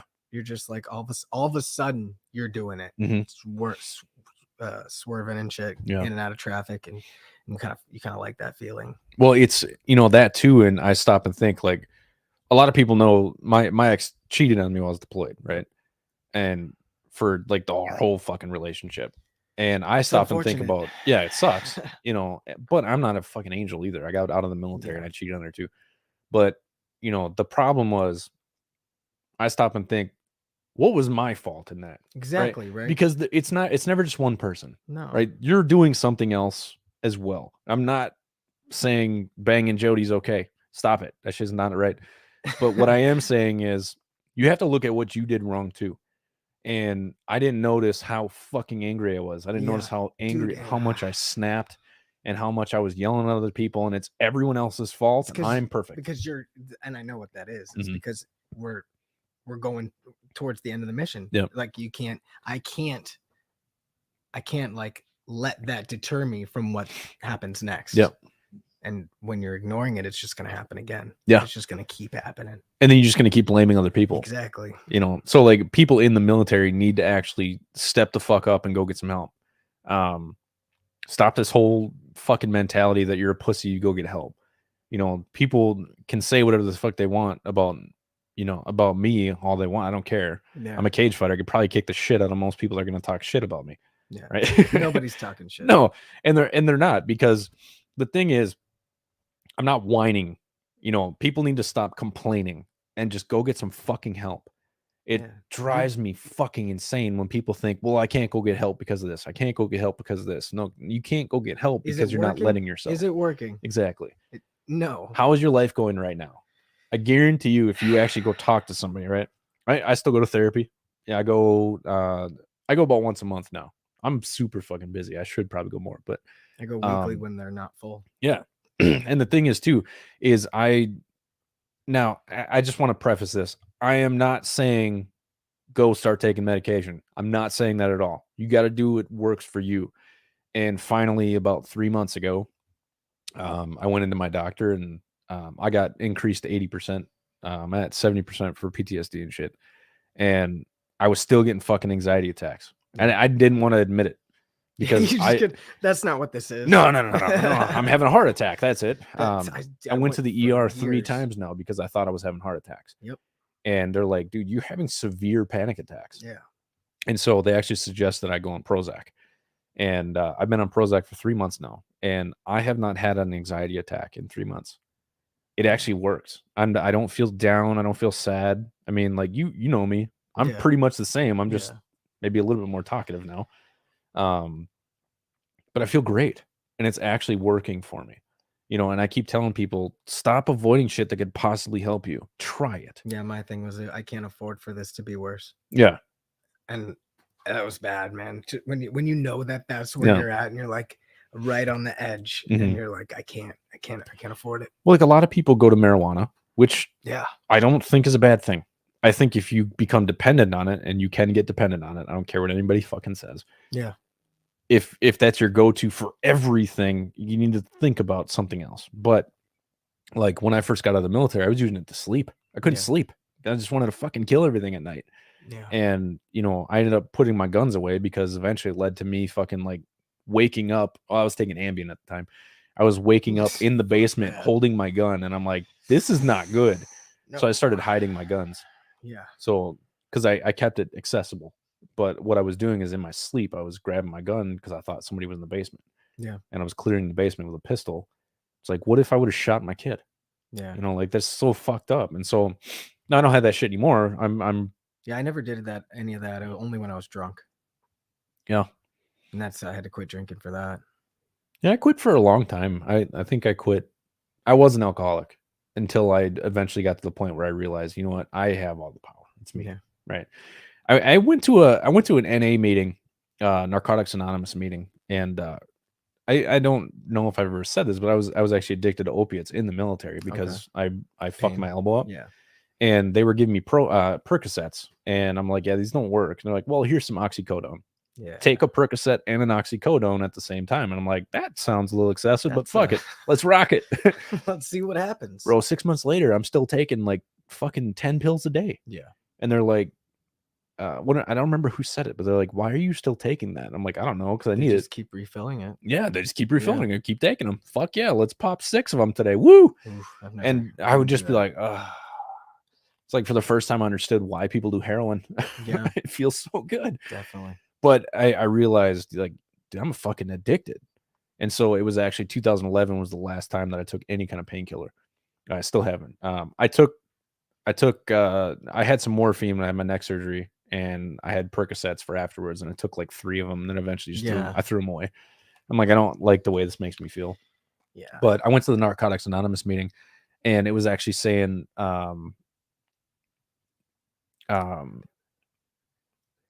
the first step to the 12-step program is I have no control. I cannot control this addiction. And I sat there thinking like, well, that's not me. Yeah, dude, that always rubbed me the wrong way. Yeah, that I can totally control this, you know. And I went to this meeting because a veteran asked me to go, and I'm like, yeah, of course. And you know, I really love doing them, but I think that, you know, Warrior Recovery Network, Andy Baseman, he started that. He's a you know, he told me I could talk about this shit, but he did meth for 20 years. Yeah. He's an Army veteran, and he's been sober for like 20 months now, which is fucking amazing. Yeah. And he just got his peer recovery support specialist certification. I think that's what it's called. Correct me if I'm wrong, Andy. But now he's helping me with vets that are struggling with recovery issues. Yeah. So he started the Warrior Recovery Network. It's a Facebook group. Feel free to go join that group if you have any issues. We just like to keep everything in the group. We don't want to start talking about other people's shit. Set in groups, stays in groups. Yeah. But I also thought about doing some sort of like just recovery talk, because I don't like, maybe some people need to admit like I have no control right now. Dude, definitely some people need to. But I think it should be right now. Yeah. I think there's a lot of victimhood right mentality put into recovery. Yeah. Because people are like, well, I'm a victim to this. I'm a victim. Yes, they're identifying with being a victim. You're like, you know, those people that they're always in some sort of healing. Yeah. And it's like, okay, that's good. Don't stop doing that. Yeah, no, I agree. But and I don't want people thinking that, you know, I'm saying that it's better drugs than aren't being an addict. Yeah, I'm not saying drugs aren't addictive. I'm not saying alcohol's not addictive. I was an alcoholic. I was addicted to pills. So this is coming from a previous addict, right? Yeah, me too. But you just trade it for something else. Yeah, and I traded mine for fitness. I quit in 2014. I was about 215 pounds, no muscle, because I didn't work out. Yeah. And I started training jiu-jitsu. And I ended up, like, my coach was like, hey, you should cut down to 190 or something like that for for a jiu-jitsu match. I'm like 190. I could never drop down to 190. And then eventually after that, I was walking around at 170. Wow. You know, and I was competing at 155. I was competing at, 165, shit like that. And it's because I took my addiction to alcohol to mixed martial arts and jiu-jitsu. And I started focusing anytime that I started to like really want to drink, and my mouth would be watering. Yeah. I would want to drink so bad. And I would just watch jiu-jitsu videos, and I would think about like, who can I become? Who can I become? And this was, that's what it is. That's the key. Yeah. Because like you got to stop being a victim to it, right? Because a lot of people in the addiction world, it seems like they're just sucking on and holding on to just being the victim of their addiction. Or whatever made them go to the addiction. Yeah. Well, that's what it really is underneath it anyway. Usually, yeah. And I just want people to understand that you will not always be an addict. You won't. You will not always be addicted to drugs. You will not always be addicted to alcohol. I'm not telling people to, there we go, certified peer recovery specialist. That's what I was talking about. Thanks, Andy. Thanks, dude. I'm not telling people that you're not addicted. But what I am telling people is down the road, you will get to the point where once you understand that you are the one causing everything. Yeah. You are making the decisions that make you go down that road. Yep. Nobody is telling you, hey, put that alcohol in your fucking mouth. Yeah. Put that needle in your fucking arm. It's you. You're doing it. Right. And now some people are powerless to their addiction because they don't see that they have the power. Yeah. And that's what I like to get people to do. I don't want to push people to say, hey, you are helpless to this addiction. No, maybe right now. And there's a lot of people that I've met that are helpless to their addiction because of their mindset. Yeah. Well, you get to the point where every other part of your life is feeding into that. Yep. Yeah. And then you start making little changes, and eventually you go from one addiction technically to another. And that's what I did with jiu-jitsu. And I've won a shitload of medals. My coach, Mark Mortensen, was like, he was actually on episode 1 of Warriors Next Adventure podcast. Go ahead and check out Spotify. You can go listen to that episode. But he was a good mentor to me. And he made me want to actually be a better person. He helped me see a lot of stuff. And a lot of what I talk about is because of some of the conversations I had with my coach. Yeah. And that's why I started life coaching, is because everybody needs a fucking coach. Yeah, everybody does. And if I can actually get paid to do something that I love, amazing. Yep. Right? Go to icseminars.org. But yeah, so it's like I actually lowered my cost too. So it was $50 for an hour. So the cool thing is, if people are local, like I'll take them on hikes. We'll go fucking paddleboarding, all kinds of shit. Who have you ever heard of a fucking counseling session on a paddleboard? It's awesome. Perfect. But anyway, enough about my business stuff. The whole point of all of this, of me talking about recovery and addiction and everything like that, is, I'll tell you how I quit alcohol. I started drinking again shortly afterwards, and I had my suicide attempt in 2015, and I was living by myself. I was living with my stepmom. And so what I started doing was, every night I'd go home, and the first thing I do is pull out my bottle of Wild Turkey honey, because I love that shit. I still love that shit. It's delicious. But I would drink to get drunk. Yeah, me too. My reason was to get fucking hammered so I could pass out. As fast as possible. Yeah, just so I could pass out. That's it. And the problem is I can drink up to like 20 to 30 shots and before I pass out. So I was drinking a lot of fucking alcohol. It was getting to the point where I was drinking half a bottle just to pass out. And that's not okay. You catch yourself doing that, you got a problem, bro. Definitely. So eventually what I started doing was pouring a shot. I'd have 2 shot glasses, pour a shot in each one, and I'd take the first shot. And I'd sit there and stare at the next shot. And I'd think about all the shit that I did wrong, and essentially associating my addiction with negativity. Yeah. Right. And I have to be this person. Yeah. Like, why? Like, stop it. You're focusing on all the other things that are in line with that. Yeah. And I started, just saying like, I'm doing this to escape. I'm being a fucking pussy. I'm hiding behind this addiction. Yeah. And then I'd pour the shot back. And then I'd put the bottle away. And I did that for like 6 fucking months. There's nights where I drink half the bottle. There's nights where there's nights I drink like half the bottle. I wasn't always, it didn't just fucking work. But eventually over time, I stopped even taking the first shot. And then eventually I just dumped the bottle out. Like, why are you still doing this? Yeah. Fucking idiot. So I dumped it out. Like, I don't need this shit anymore. Right. Yeah. And you will get to that point where you realize I don't need this, because you don't realize at this moment in your addiction, right? So a lot of people, not everybody, there's no cookie cutter. But you'll realize eventually where I have control of this, like me, nobody else. And so about a year or two after I quit, I really wanted a fucking beer, man. I love McGolden Light. It's a Minnesota thing. So if you don't know what McGolden Light is, then you're a loser.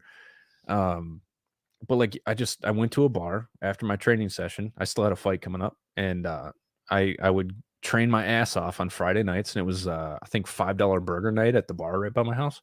So I'd sit down, I'd order one beer, I'd order a burger, I'd sit at the bar. I didn't talk to people. I don't like talking to people when I'm at the bar. Leave me the fuck alone. Just want to sit and think. So I drink my one beer, I'd eat my burger, and I'd go back to the house. And I'm like, I really do have control of this. Definitely. Amazing. And so eventually got to the point where, like, if somebody asked me if I wanted a beer, if I actually wanted a beer, I would take one. You know, I wouldn't take it just because I have to. If I didn't want a beer, I'd be like, no, I'm good. Yeah. It's just like that, because I would limit myself one beer. That's it. Nothing else. And eventually got to the point where, like, I can have 2 or 3 drinks with a group of friends if we're sitting around, and there's no issue. Yeah. You know, I can stop at 2 or 3. Or if I want to just keep going, fuck it. Why not? Exactly. It has to be a good scenario, though. Like, the guys that I'm rowing across the ocean with, Will, Chad, and Tommy, every time which next week we're actually meeting up in Wisconsin with the boat, and we're going to be rowing in Superior, which is fucking terrifying. It's so cold up there. But like, that's the time where I let myself get drunk. I don't drink to get drunk. I just, this is half the reason why he got all this equipment is because we're going to do another podcast. Nice. We call ourselves the Rotards. That's pretty good. But yeah, like I had like, God, I think I drank like half a bottle, and there was 0 issues. Yeah. I woke up the next day, and I don't get hangovers too, so I'm lucky. But like, I come back from that trip, and I don't instantly go, oh, I need a bottle of alcohol. Like, we don't have alcohol. And you don't feel bad for doing it either. No, not at all. We have no alcohol in this house. You know, Mara doesn't drink. I don't drink.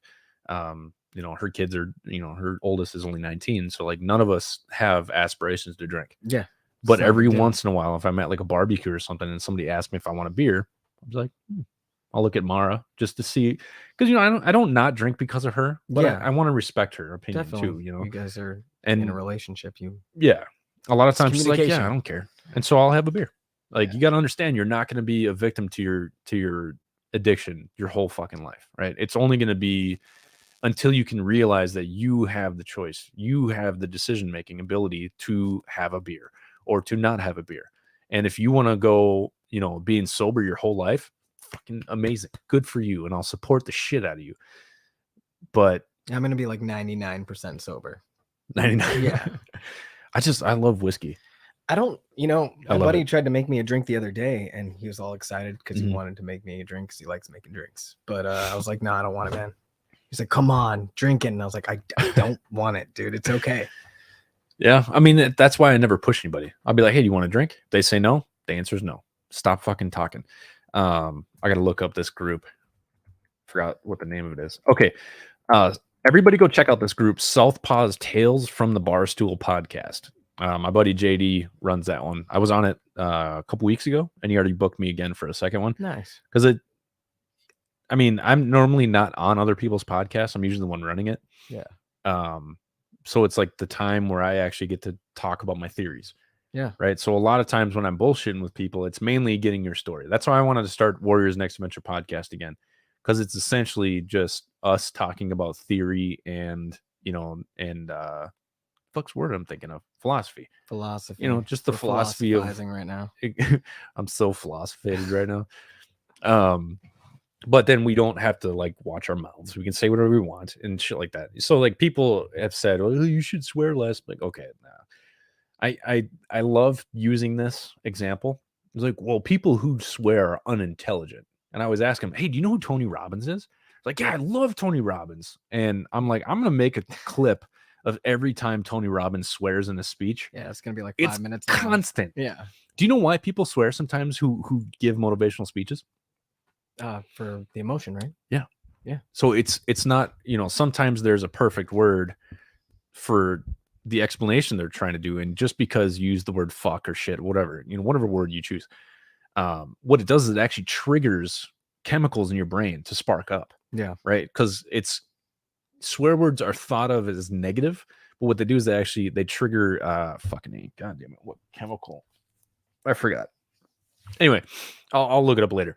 But it triggers chemicals in your brain, right? And so when you release certain chemicals in people's brains, and why we utilize neuroscience so much when we do speeches is because what I'm trying to do is trigger the chemicals to make you want to continue to pay attention to me. Yeah. Right. So if you get a guy who's giving you a speech and he talks like this and he did it, you'll be already started not listening to what exactly.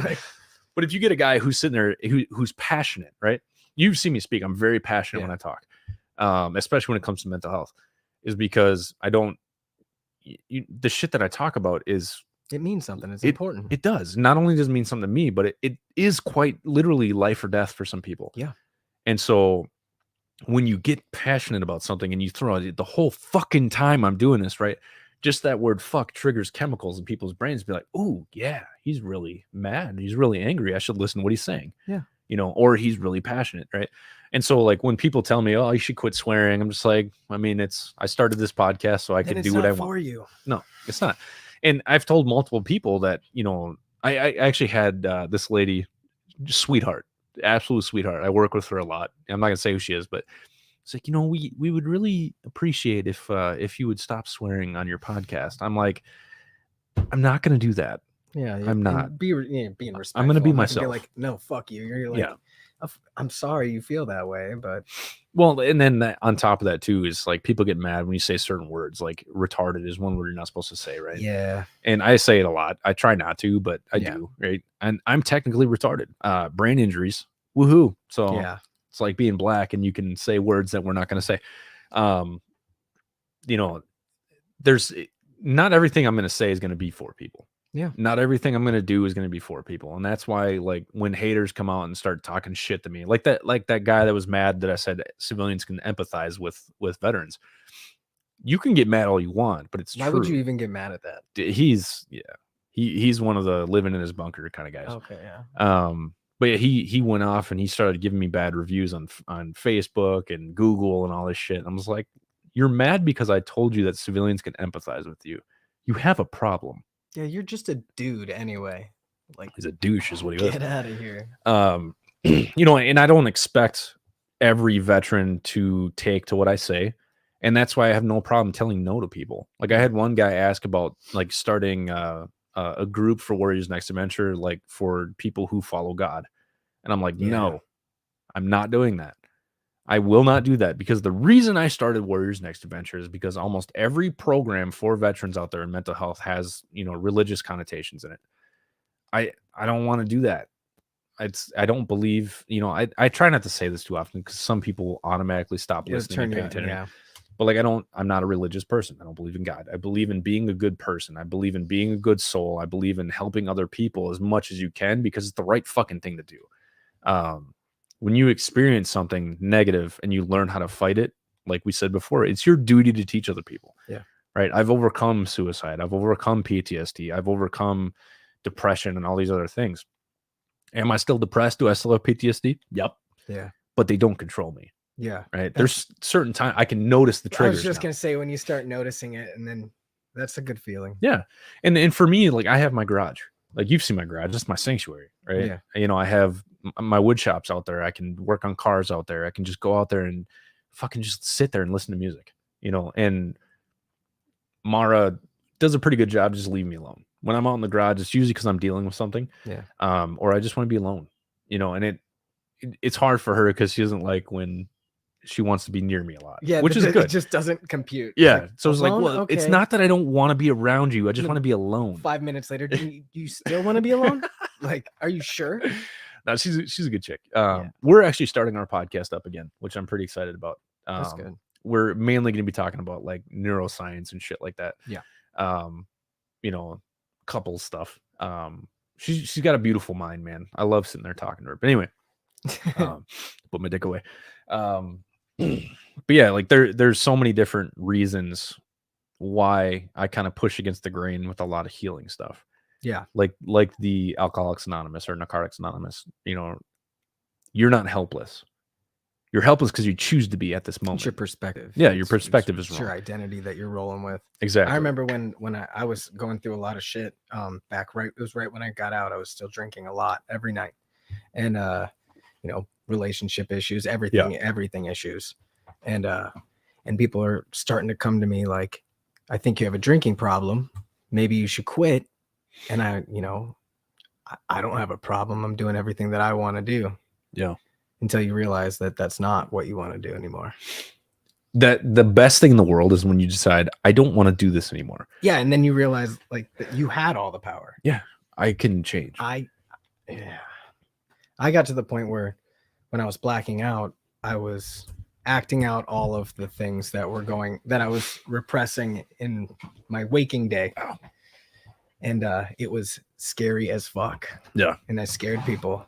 And I remember the last time that I scared somebody was the last time that I was going to do it. And I just stopped drinking.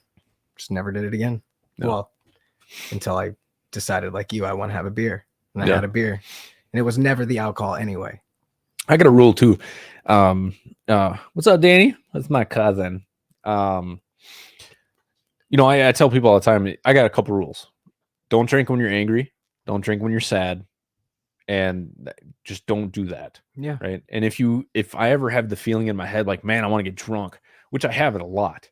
Right. So I don't call myself an alcoholic because I have the power. Yeah, I do. Right. So I consider somebody an alcoholic when they feel like they have no power over anything. I don't know who this is, because you got to go give Facebook or go give StreamYard approval so I can actually see who you are. But it says can't have the victim mentality. We're all in charge of our actions. Doesn't mean it's easy, but you still got to take accountability. 100%. Accountability is one of the most important things. And there was a person who commented in the Warrior Recovery. I'm not gonna say who it is, but essentially down the lines of she feels shame. Yeah. Right. Who doesn't? You can have accountability without shaming yourself. And that's something that everyone needs to strive to get to, because you can. It depends though, right? Like, shame will keep it, not shame like where you're sitting in your shame every single day, but like shame for an action that you've committed before is going to hopefully prevent you from doing it again. But here's the thing. You can have accountability without having shame. You don't need to feel shame to be accountable, right? So when I was cheating on my wife, right? My ex-wife.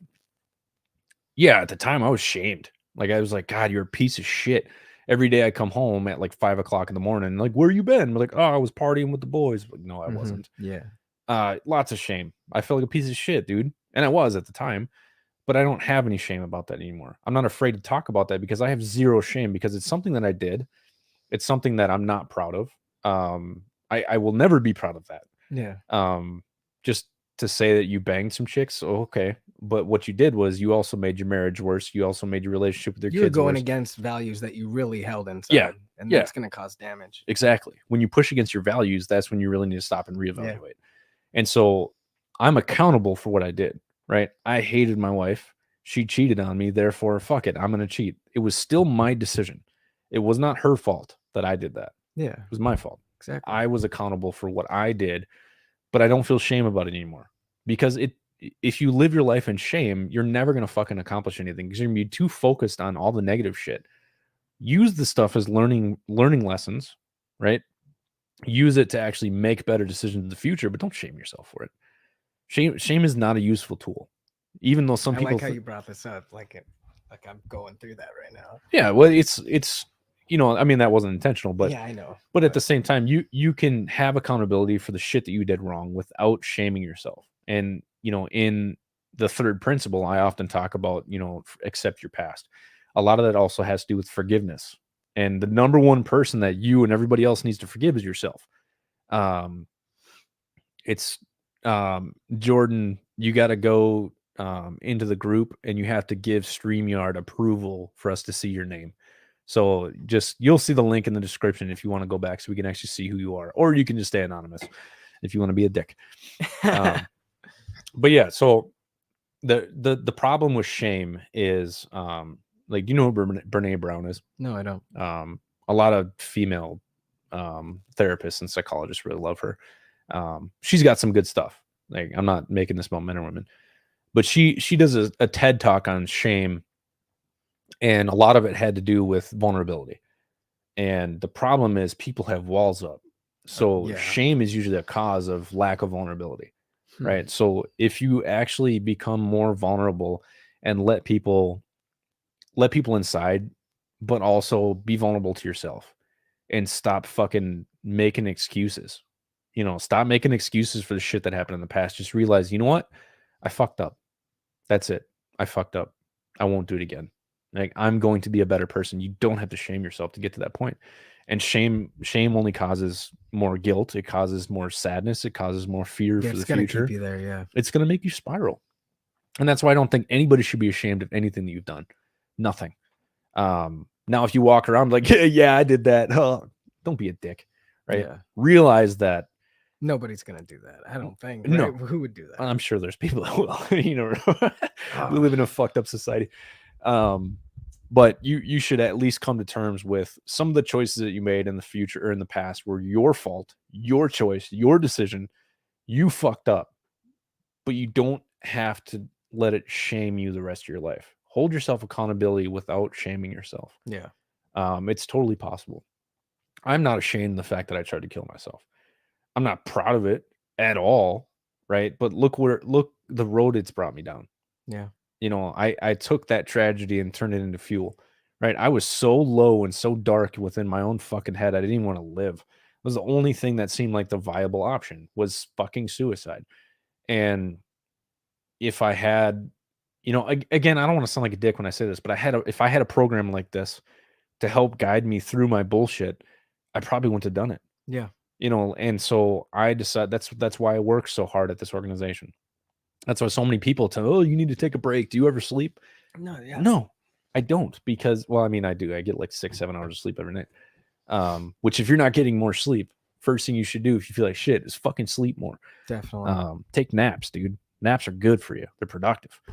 You know what? The funny thing is, I had a veteran reach out to me, and he's like, yeah, I can't get anything done. I can't get anything done. Fucking da da da da. I'm like, when's the last time you done something for yourself? He's like, well, I don't. I'm too busy. Blah, blah, blah, blah. I got too much shit to do. I'm like, next Sunday, because he doesn't work Sundays. Next Sunday, I want you to go do something for yourself. Yeah. I don't want you to be productive. I want you to just go do something for you. If it's go sit by a fucking lake for an hour, go sit by a lake for an hour. He's like, yeah, but I got too much shit to do. I was like, trust me, don't do a fucking thing. Do something for you that doesn't involve alcohol, right? Just go for a drive. Go find a place to just sit by yourself. Go ride a motorcycle. Yeah, there you go. Not me. Maybe eventually. But I told him this. I was like, so to be productive, you need to be unproductive. He's like, that makes no fucking sense. Like, okay, but what I'm saying is, when's the last time you've actually taken the time to do something for you that wasn't for somebody else? Yeah. Like me working in the garage on the fucking chessboards. I don't need to do that for anybody. I'm just doing that because I want to just fucking create something. Because why not? I got a little circle. It was like just a wood tabletop that I found at Home Depot for like $10. And I'm going to make that a chessboard. I'm going to build legs for it, and it's going to be a little chess table. I'm not planning on selling that to anybody. I'm probably going to, but I'm not doing it for people. I'm doing it because that's my time for myself to get my fucking brain off of everything and focus on my creativity. Because if any of you guys have skills that help you open up that creative part of your brain, what you don't realize is you are being conscious, right? When you're driving, you're subconscious, right? You're in your subconscious brain. You're not actually conscious, right? You think about it. When's the last time you showed up at a house? You're like, God, how the fuck did I get here? Right? You're not consciously driving. You're not consciously pushing the gas. In the background. Yeah, you're not consciously breathing. It's all in the background. Yep. Right? But when you're using your hands and you are doing a project, you are being conscious. You're fully aware in the moment. Yeah. Doing something that's all that matters right now. Exactly. And that's why I tell everybody, take time to be conscious. To be in the present. Mm-hmm. Because when you're in the present, you can't be pulled in the past or worried about the future. You're not thinking about other shit. Yeah. And that's why I push jiu-jitsu so much. That's why I filmed the documentary PTSD versus jiu-jitsu, because what it does is it breaks the ruminating thought loop. Yeah. If you guys don't know what a ruminating thought loop is, go Google it. It's essentially continuing to think about negative shit over and over and over and over and over, and it's fucking unproductive. Yeah, I know all about it. Break that loop. Yeah. Right. Motorcycle riding. Definitely. You said that's one that breaks your loop. My best one. Yeah, and I hopefully will get the balls to get back on a bike soon. We'll do it.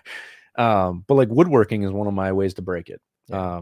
Jiu-jitsu is my main one, but my hands are so fucked up, and I broke my finger the other day. Yeah. That's kind of off the table for a little bit, which has been kind of nice because my body hurts, man, and it's nice to actually heal fully. I'll be getting back to jiu-jitsu here in the next week or two, probably. I got a tournament on the 11th, so I need to train. And I'm getting It's fat. only a couple days. Well, what is it? What's the date today? 9th, I think.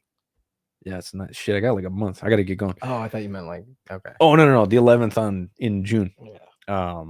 But you need, everybody needs a project that will, not even a project, there's just an activity that can open up your creative mind, right? Yeah. Your conscious creative mind, because creativity comes in the conscious mind.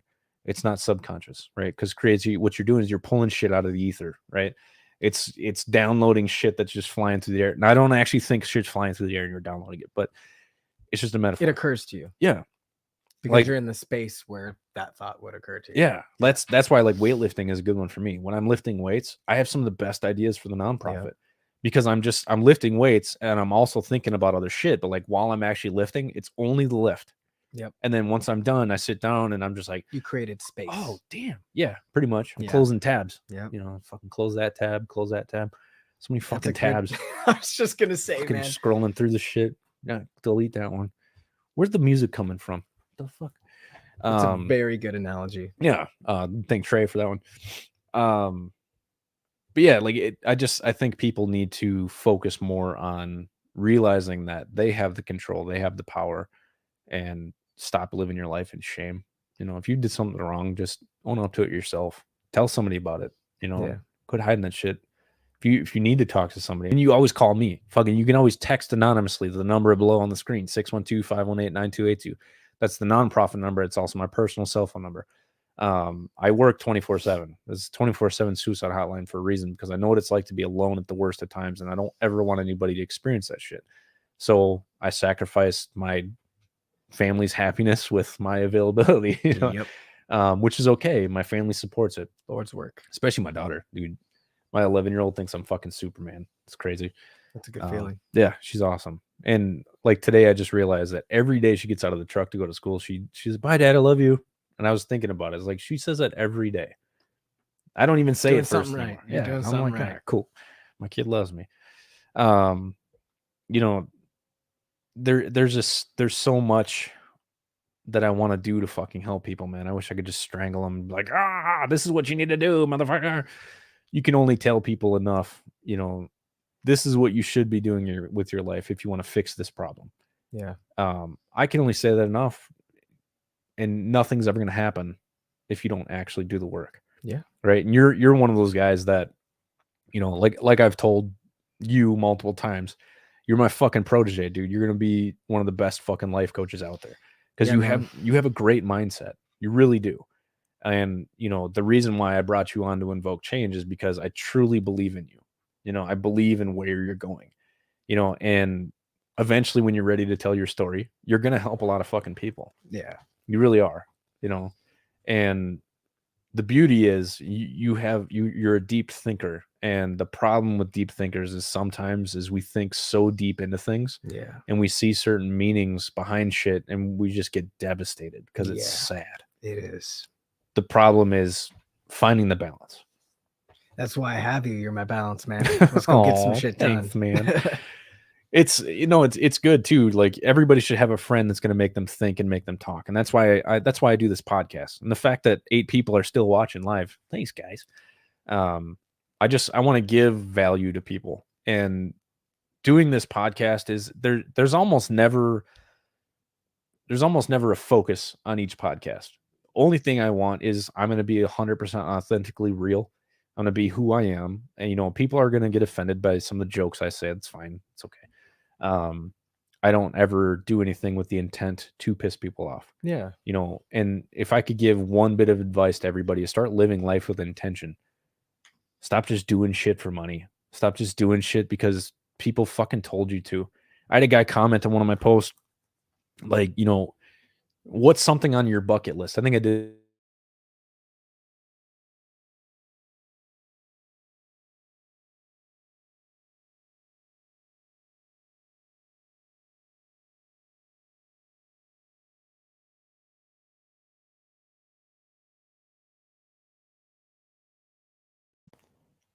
And we are back. Stand by. What is going on with the video, man? God damn it. Oh, the video disconnected. Damn it. Stand by, guys.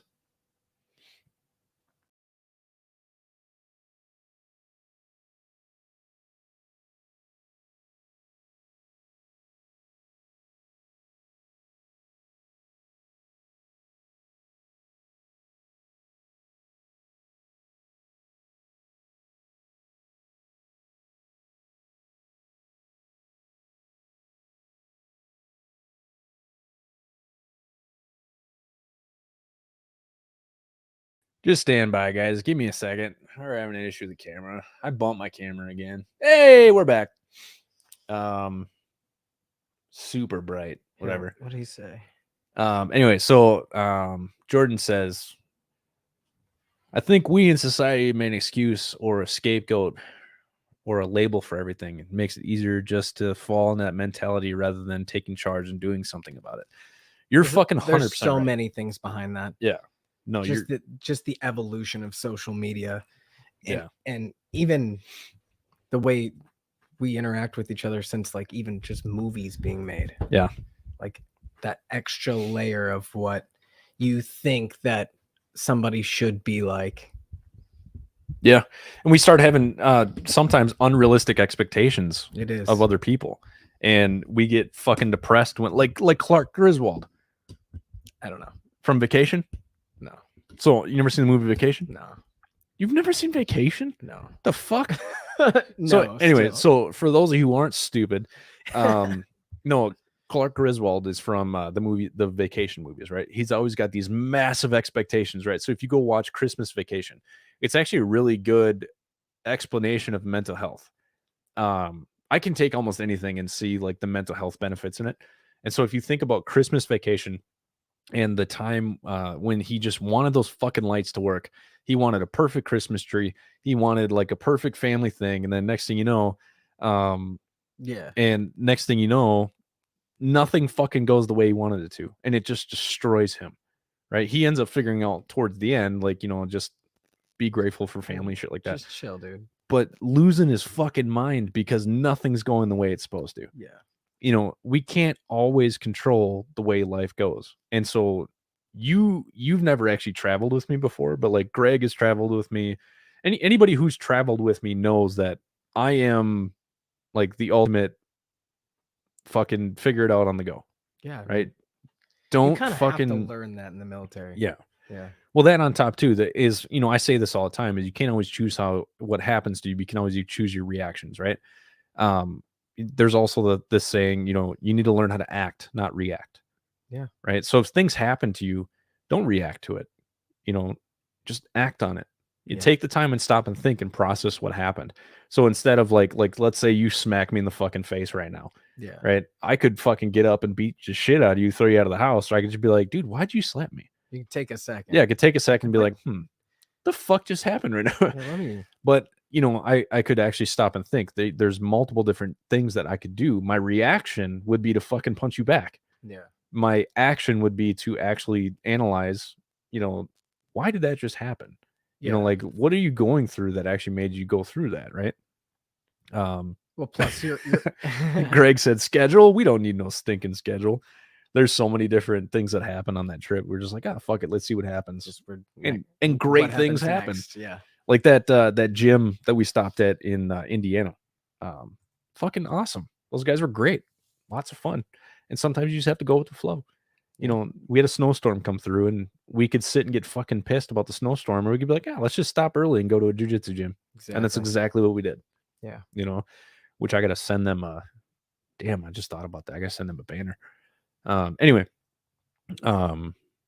realizing that we have control of every situation is how we defeat any kind of mental health issues.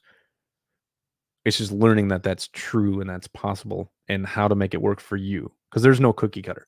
No. You know, like, and that's why, like, even I'll show you the ambassador one, but the ambassador list that I have for Warriors Next Adventure on how to deal with suicidal veterans, I even say in the description, there is no cookie cutter way to help a veteran. we have to be able to flow and realize, what does this veteran need particularly?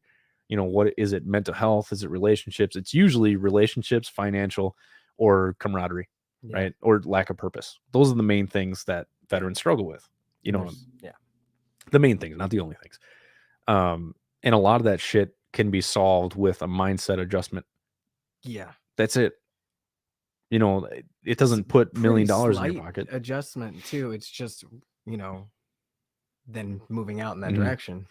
That's why a lot of times when me and you talk, like let's say you're struggling with something and you have a lot of aha moments. Dude, I just literally need to say the things out loud and then I'm like, okay. Yeah. Now I know. And I've never really had to work very hard to get you to see something differently. I think you just need to say it out loud. Yeah. And one little comment, like, oh fuck, that's right.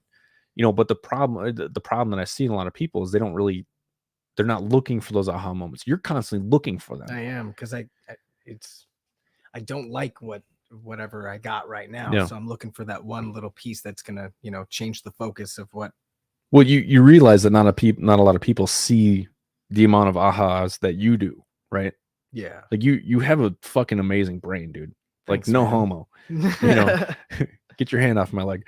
No, you have a lot of good aha moments, and a lot of them, you've helped me realize, like the 6 principle, love yourself. I talked about it without mentioning it, but maintenance. Yeah. And you gave that to me, so now I'm like, oh fuck, I need to emphasize maintenance, right? So in the 6 principles to improve your state of mind, the 6th principle is love yourself, and I often talk about you need the positive self-talk. Yep. It's very important the way that you talk about yourself. If you walk around, oh, I'm a fucking dumbass, I'm a dumbass, like you keep saying that, yeah, you're eventually going to start thinking that. Exactly. You start thinking that, you're going to start doing it. Yeah. So you have to change it's you making it okay for yourself, Yeah. actually. It's also victim mentality. Yeah. Giving yourself the excuse to be dumb. Exactly. Stop it. Stop it. Yeah. Not you, but like people in general, just stop fucking calling yourself a retard. Stop calling yourself an idiot.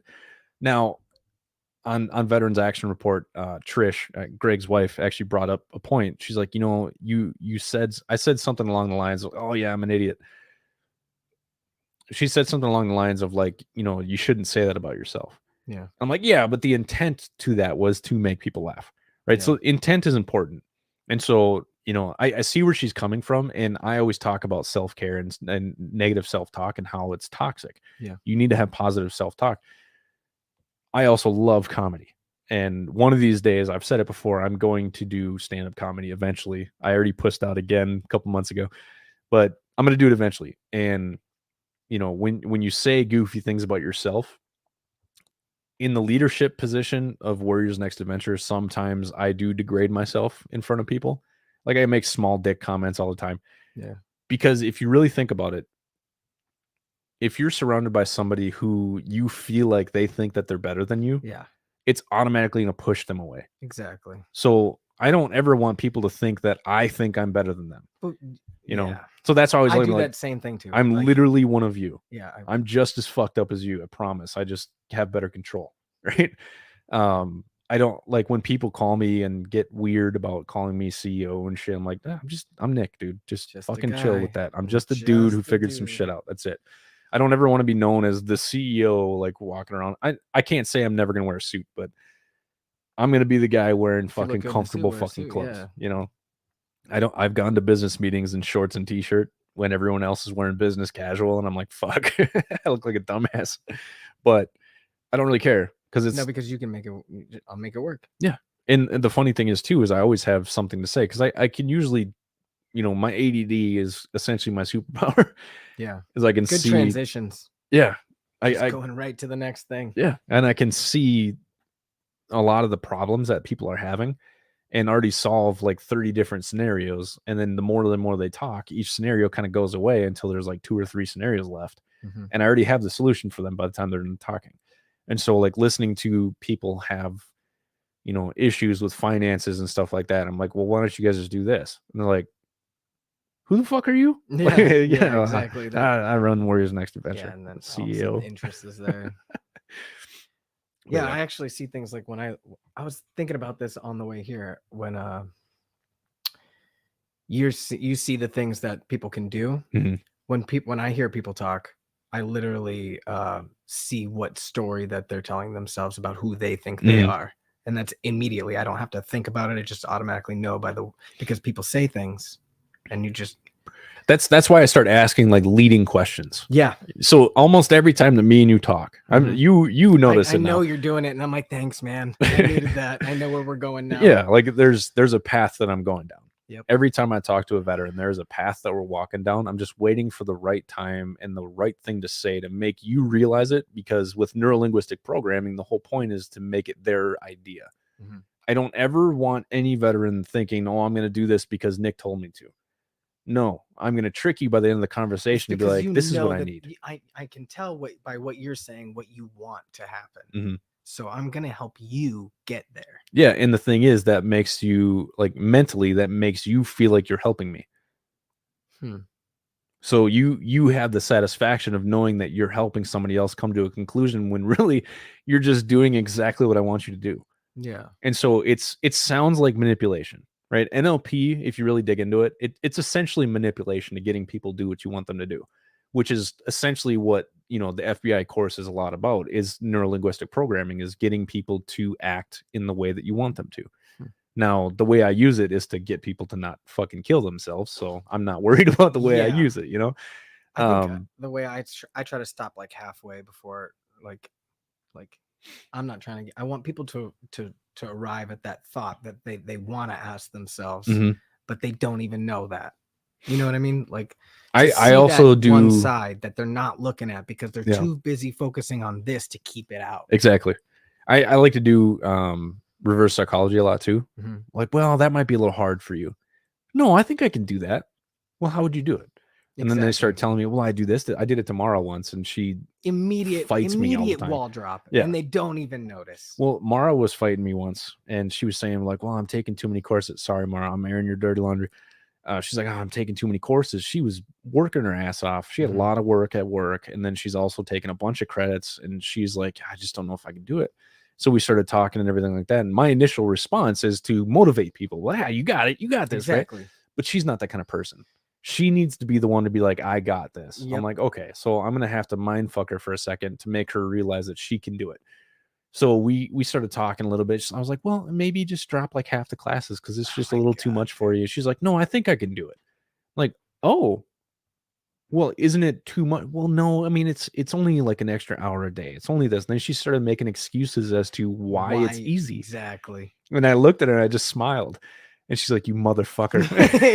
But that's why she brought it up in the whole first place. Yeah, because she wanted to lead to that point. And the whole point of doing what we do, and what you're going to be doing soon, is essentially tricking people into solving their own fucking problems by just dropping little seeds and then watching them sprout. And the whole thing is, I never consider myself better than anybody. I never consider myself healthier than anybody. The only thing that I consider myself is a person on the outside looking in. Exactly. And it's a clear fucking glass wall for most people. It is. Most people think that they're living inside a concrete building. No, you live in a glass house. I can see everything. Dude, and especially it's like, okay, you got this big concrete building, but now I know you got that little thing that you're protecting on the inside there that you're worried about. Yeah. What's in that safe? It's so obvious. Yeah. What's in that safe? You're fucking open your safe. Whatever. God damn it. And see, this don't. Yeah. But just accept the fact that safe is there. Exactly, but they can't.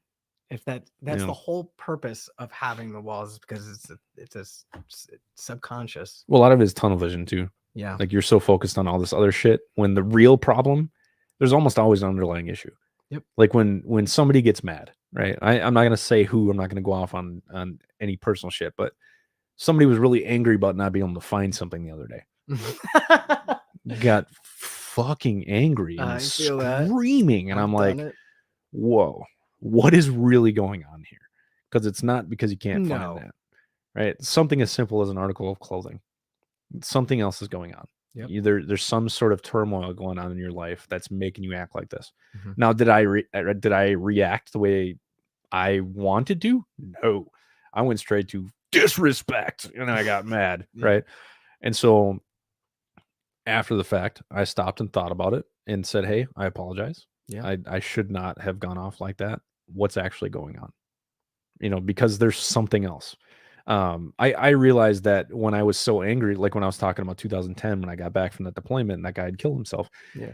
I was so angry all the time. I was drinking a lot, driving fast, doing all this shit. And it took me years to realize that's why I was going through that. And now the more and more I realize about myself, I tell people often part of their issue with a lot of mental health is understanding, right? Not understanding something. Yeah. When you understand something, it's easier to process. I always use this as a reference. Imagine all the people in the Brazilian rainforest who have never interacted with people ever in their life, and they see an airplane for the first time. They're probably like, what the throwing spears at it and shit, like freaking the fuck out. Yeah. Because they don't know what it is. But if you explain aerodynamics to them and say, yeah, it's an airplane, it takes off with thrust and jets and shit like that. When you really start to get them to understand, like, oh, now when you see an airplane, you're just like, oh yeah, it's an airplane. Or it could even foster like a curiosity towards that. Yeah. And you think about it like this. Yeah. And you think about it like this, oh, I'm reacting like this because I'm having a flashback of a mental trauma, right? These endorphins need to be released for me to get that happiness trigger to get out of that. Yeah. So I need to go do this, or I need a dopamine release. Therefore, that's why the fifth principle is all about make a list. Is people don't realize that there's dopamine releases in the task or in the actions of doing a task. Yeah. It's not the completion. And so I still have the issue a lot when I finish a task, when I climb a mountain, when I get back down and I'm driving home, I get depressed. Now what? Yeah. The now what fucks with me, because I realized, I do know this. I'm getting the satisfaction that I need while climbing that mountain, mainly because I'm talking to veterans and getting them talking about their futures and their past, and we're trying to help them get to a better place. But it's also my mountain I'm climbing. Yep. Is can I fucking do this? I got a hole in my lung. I potentially have lung cancer and shit. So I'm all fucked up right now. Yeah. And doing all these things that I'm not supposed to be doing is my fuck you to the world. Like, I'm supposed to be dead already, so I'm going to keep doing this. Yeah. And where was I going with that? I don't know. It's just fuck. There was something. Going, fuck me. What was I saying? See, this is the Dame Bramage coming in, man. Just boop, lights turned off. Yep. Turn those fucking lights back on. But yeah, just helping people realize, I forgot where I was going. But anyway, I got another point. I could just go off of that. Yeah. When we're climbing that mountain and everything like that. Oh, dopamine release. So when we're going through climbing the mountain, I'm constantly getting hits of dopamine because I'm getting this person to open up and drop their walls and start crying, talking to me when they're a badass motherfucker. Yeah, I love that shit. Fucking nothing better than getting a badass to start fucking crying because he's talking about something that he pushes down so fucking deep to where just talking about it causes trauma. Yeah. So the fact that somebody's releasing that, I'm such an empath. I can feel it coming out of them. And it's just like, God, that feels so good for me, it's watching like them release it. Like, it's like a valve. Up, yeah. Just open that valve and shit, fucking floodgates open. And then we get back down. And then I just see that person. It's just opportunities being created. And that person walks differently. Yeah. They walk different. They hold themselves at a different position. And then next thing you know, I get to sit there and watch their journey, like on Facebook or like bullshit with them. I get to see their mindset change. I get to see their thought patterns change. And I get to watch like a completely different person come out of them. This is where I get emotional with this, because this is my true fucking reward with Warriors Next Adventure.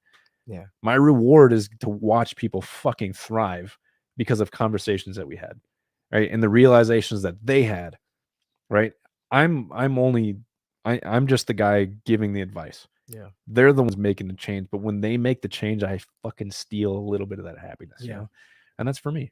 That's what I get out of this.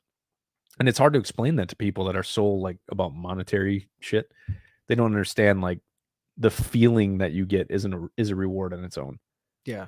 I think it comes back to like just that kind of responsibility you feel to other people that comes from being in the military. That's one thing that if we go back to the first thing, when I came back or when I got out, you don't have that. Who actually gives the camaraderie slowly goes away. Yeah. Yep. And that's who cares, right? Nobody gives a fuck. No. The problem is self-seclusion, is you think nobody cares. And that's why I tell people to actually feel like you belong. Here we go. You need to be vulnerable. Yep. Vulnerability is the fucking key to actually feeling like you actually have camaraderie. Yep. Right. Because even like our parents and shit, like my little sister, like I said, I treated her like shit when I first got out because I was so fucking angry about everything. I didn't realize I was being a dick. Right. And I've personally apologized to her multiple times because I'm like, I probably caused some torment for you. Yeah. And I'm sorry for that. And admitting that is a step towards healing. So anybody can stop and look like without having shame, right? Going back to that, you can have accountability and you can say you're sorry without feeling shame. And that's the goal that I think everybody should try to get to, is realizing that, we can have accountability without shame. It's absolutely possible. I guess I'll get there. You will. I know you will. You're a fucking intelligent person, but with intelligence comes sadness sometimes. Yep. We drive down these holes of like, rabbit hole turns into a fucking rabbit hole. Next thing you know, it's a fucking sinkhole. Oh yeah. And we're falling in that motherfucker. I still get there a lot, but that's where woodworking, I have many passions, Yeah, and you put that in Warrior's Next Adventure, and you're going to do it and invoke change and everything too. Yeah. Well, the whole key is just to show people what I've discovered, and what I've discovered is not fucking fancy. It's literally just find a way to take your power back. We can all do it. Yeah. And then all the folks that, when I ask like, what's on your bucket list? And they're like, well, I can't do it because of this. I can't do it because of this. Or like, whenever. You're making fucking excuses. Yeah. Like I just had one guy say he wanted to climb Mount Rainier. I'm like, okay, let's go fucking climb Mount Rainier next year. He's like, I don't know if I can. Okay. Oh, he did? Wow. No, he's like, fuck yeah, Let's dude. Go. That's what I like. Tony Robbins gives a speech, right? He talking about a homeless guy. Homeless guy goes up, like, I just need a quarter. I need a quarter. I need a quarter. He's like, that's all you need is a quarter. He's like, yeah, just one quarter would change my life, make my life better. And he goes, okay. So Tony Robbins pulls out his wallet. Vulnerability is the worst, but it's definitely necessary. Vulnerability is hard because you feel like people are going to judge you.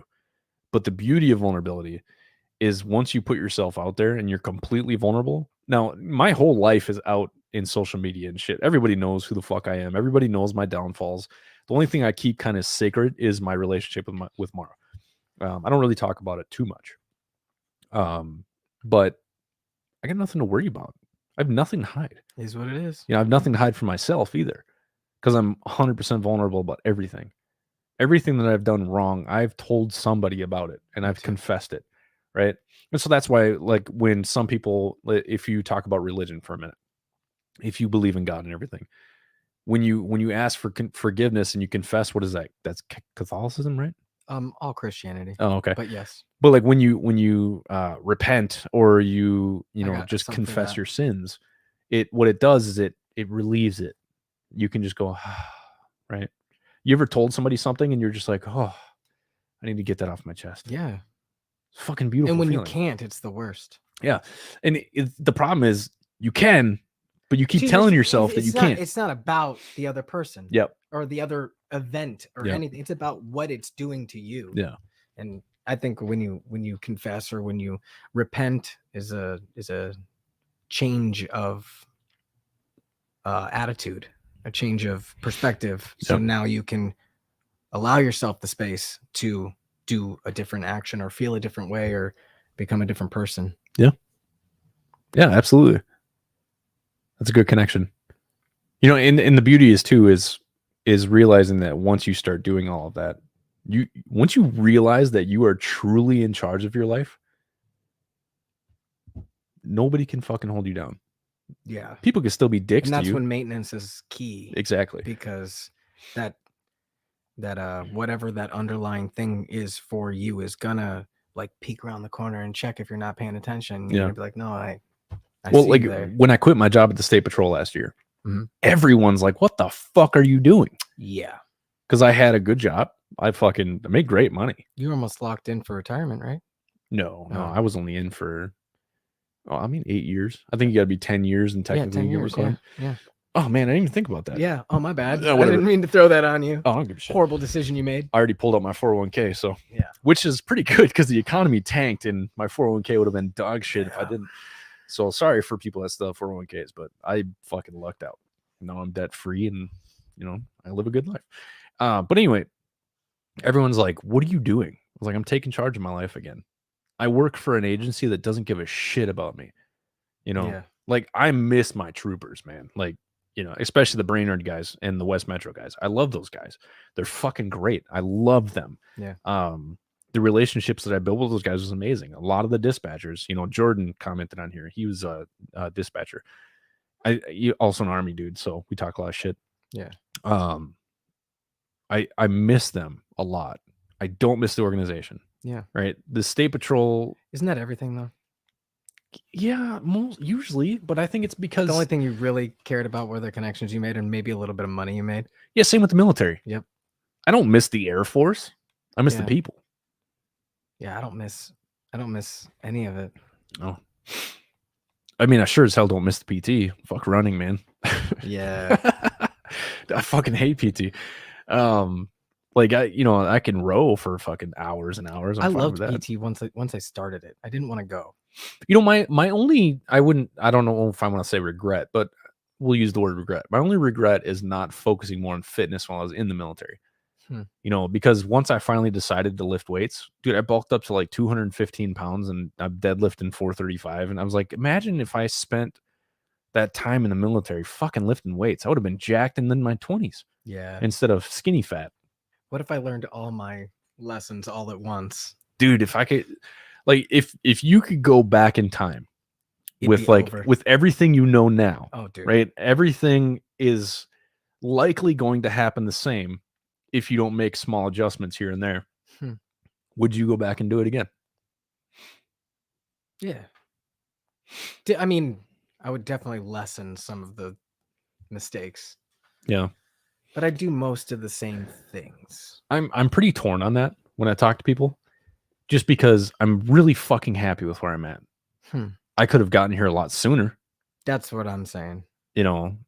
But I've been here before. It's that weird fucking paradox. Cycles, man. You gotta, if you notice how long, everybody has little cycles and stuff. It's if you the maintenance is such like huge part of everything. It's because if I've made realizations that I had to make again and again because I'm like, it's a little bit different this time. So I what if something happens, but you know what I'm saying? Like you can't say that you go back and change that one thing because then what happens next? I don't know. Well, we could always go into the whole paradox, like the whole butterfly effect and shit. Like, which time travel rules are we using? Oh fuck! Is this Back to the Future? Back to the Future rules. Butterfly effect. MCU. Butterfly effect. Okay. Butterfly effect. I think about it like this: would I have the knowledge that I have now if I didn't make all those mistakes? I don't think so. Oh no, definitely not. I really don't. I think mistakes need to be made to teach us lessons. I've never met a person who hasn't had a shitty life that is a really fucking good person. Like there's a lot. I shouldn't say that. There's some people that have had some shit things happen, but my friend Ryan and Alex, those are the two people that were in Waikiki in Hawaii in 2019, the same time I was. Yeah. And I had known Ryan from high school, never actually met Alex, but I had been talking to them a lot. And they're just outstanding couple, just fucking really good people. Never abused by their parents, had good parents, went to college. They met each other, decided to say fuck the world, and they just traveled around the world. And that's dope. They recently bought a house in Colombia, but they've never had a lot of really negative shit happen to them. They've had pretty good lives.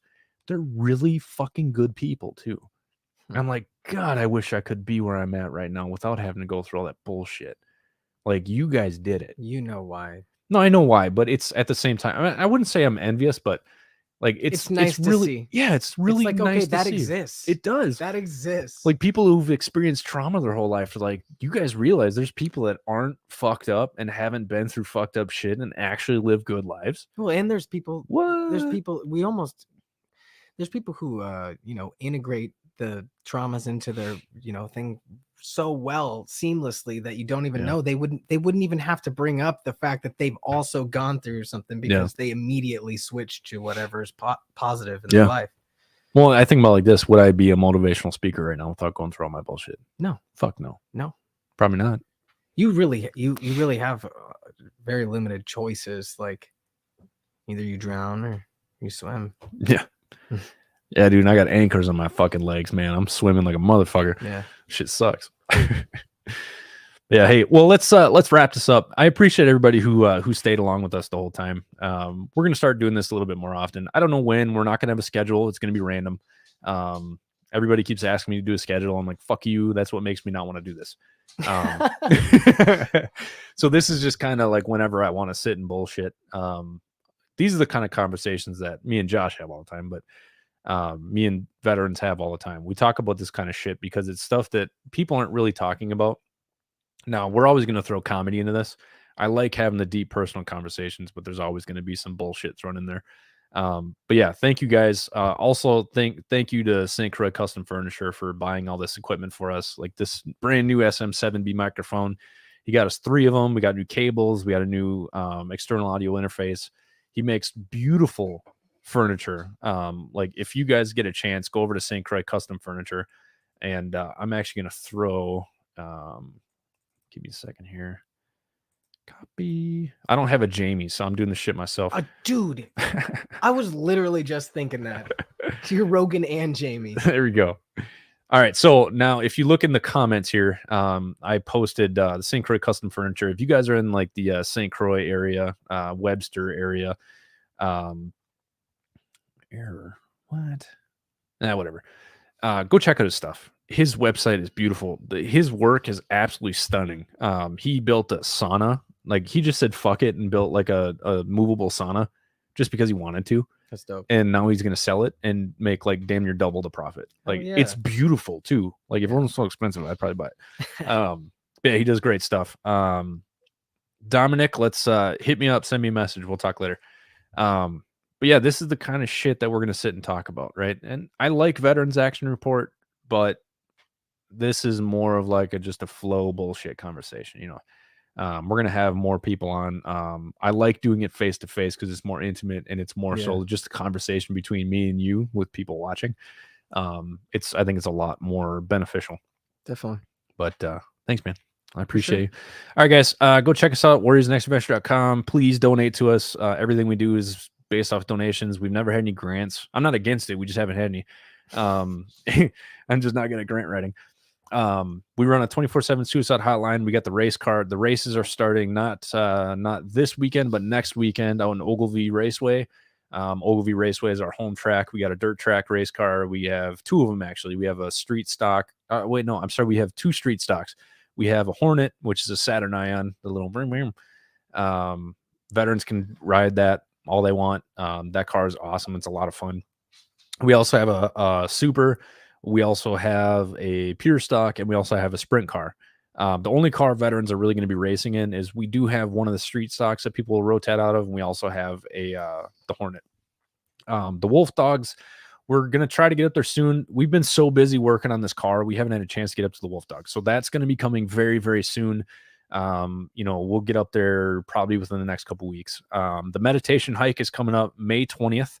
May 20th at 5 o'clock. We're meeting, 4:45. We're meeting at the St. Croix Boom site. All you have to do is Google St. Croix Boom site. Anybody can come. You don't have to be a veteran. But what we're doing is we're doing a meditation hike. So we're going to go on a hike. We're going to go to this waterfall, and we're going to sit down. I'm going to teach everybody how to meditate properly. This is the kind of shit for everybody who says, oh, I can't meditate. Yes, you can. You're doing it wrong. Trust me. I could show you the way. I've taught hundreds of people how to meditate properly. If you go to Warriors Next Adventure YouTube, there's a guided meditation on there. Go check it out. You get to listen to my sexy voice. And then the mountain climbing thing, we don't have a date for this year. Unfortunately, I'm rowing across the ocean this year, and we're super busy with like planning on that. I have to go to Florida to go get the Warrior wagon, aka struggle bus, and we have to fix that thing up and bring it back. So go ahead and check out the website, warriorsnextadventure.com. There's a donate button on there. Go to the Facebook page. We have a donate button there. Both of those buttons, there's 0 fees. It just takes like 15 days for us to get the donation, which is fine. I'd rather do that for free. Thank you to everybody who's been following along and everybody who's been supporting this. This couldn't happen without the support from you guys. You know, you guys are the ones that are helping save veterans. I'm just the one doing the work. So thank you guys. I appreciate you. We will all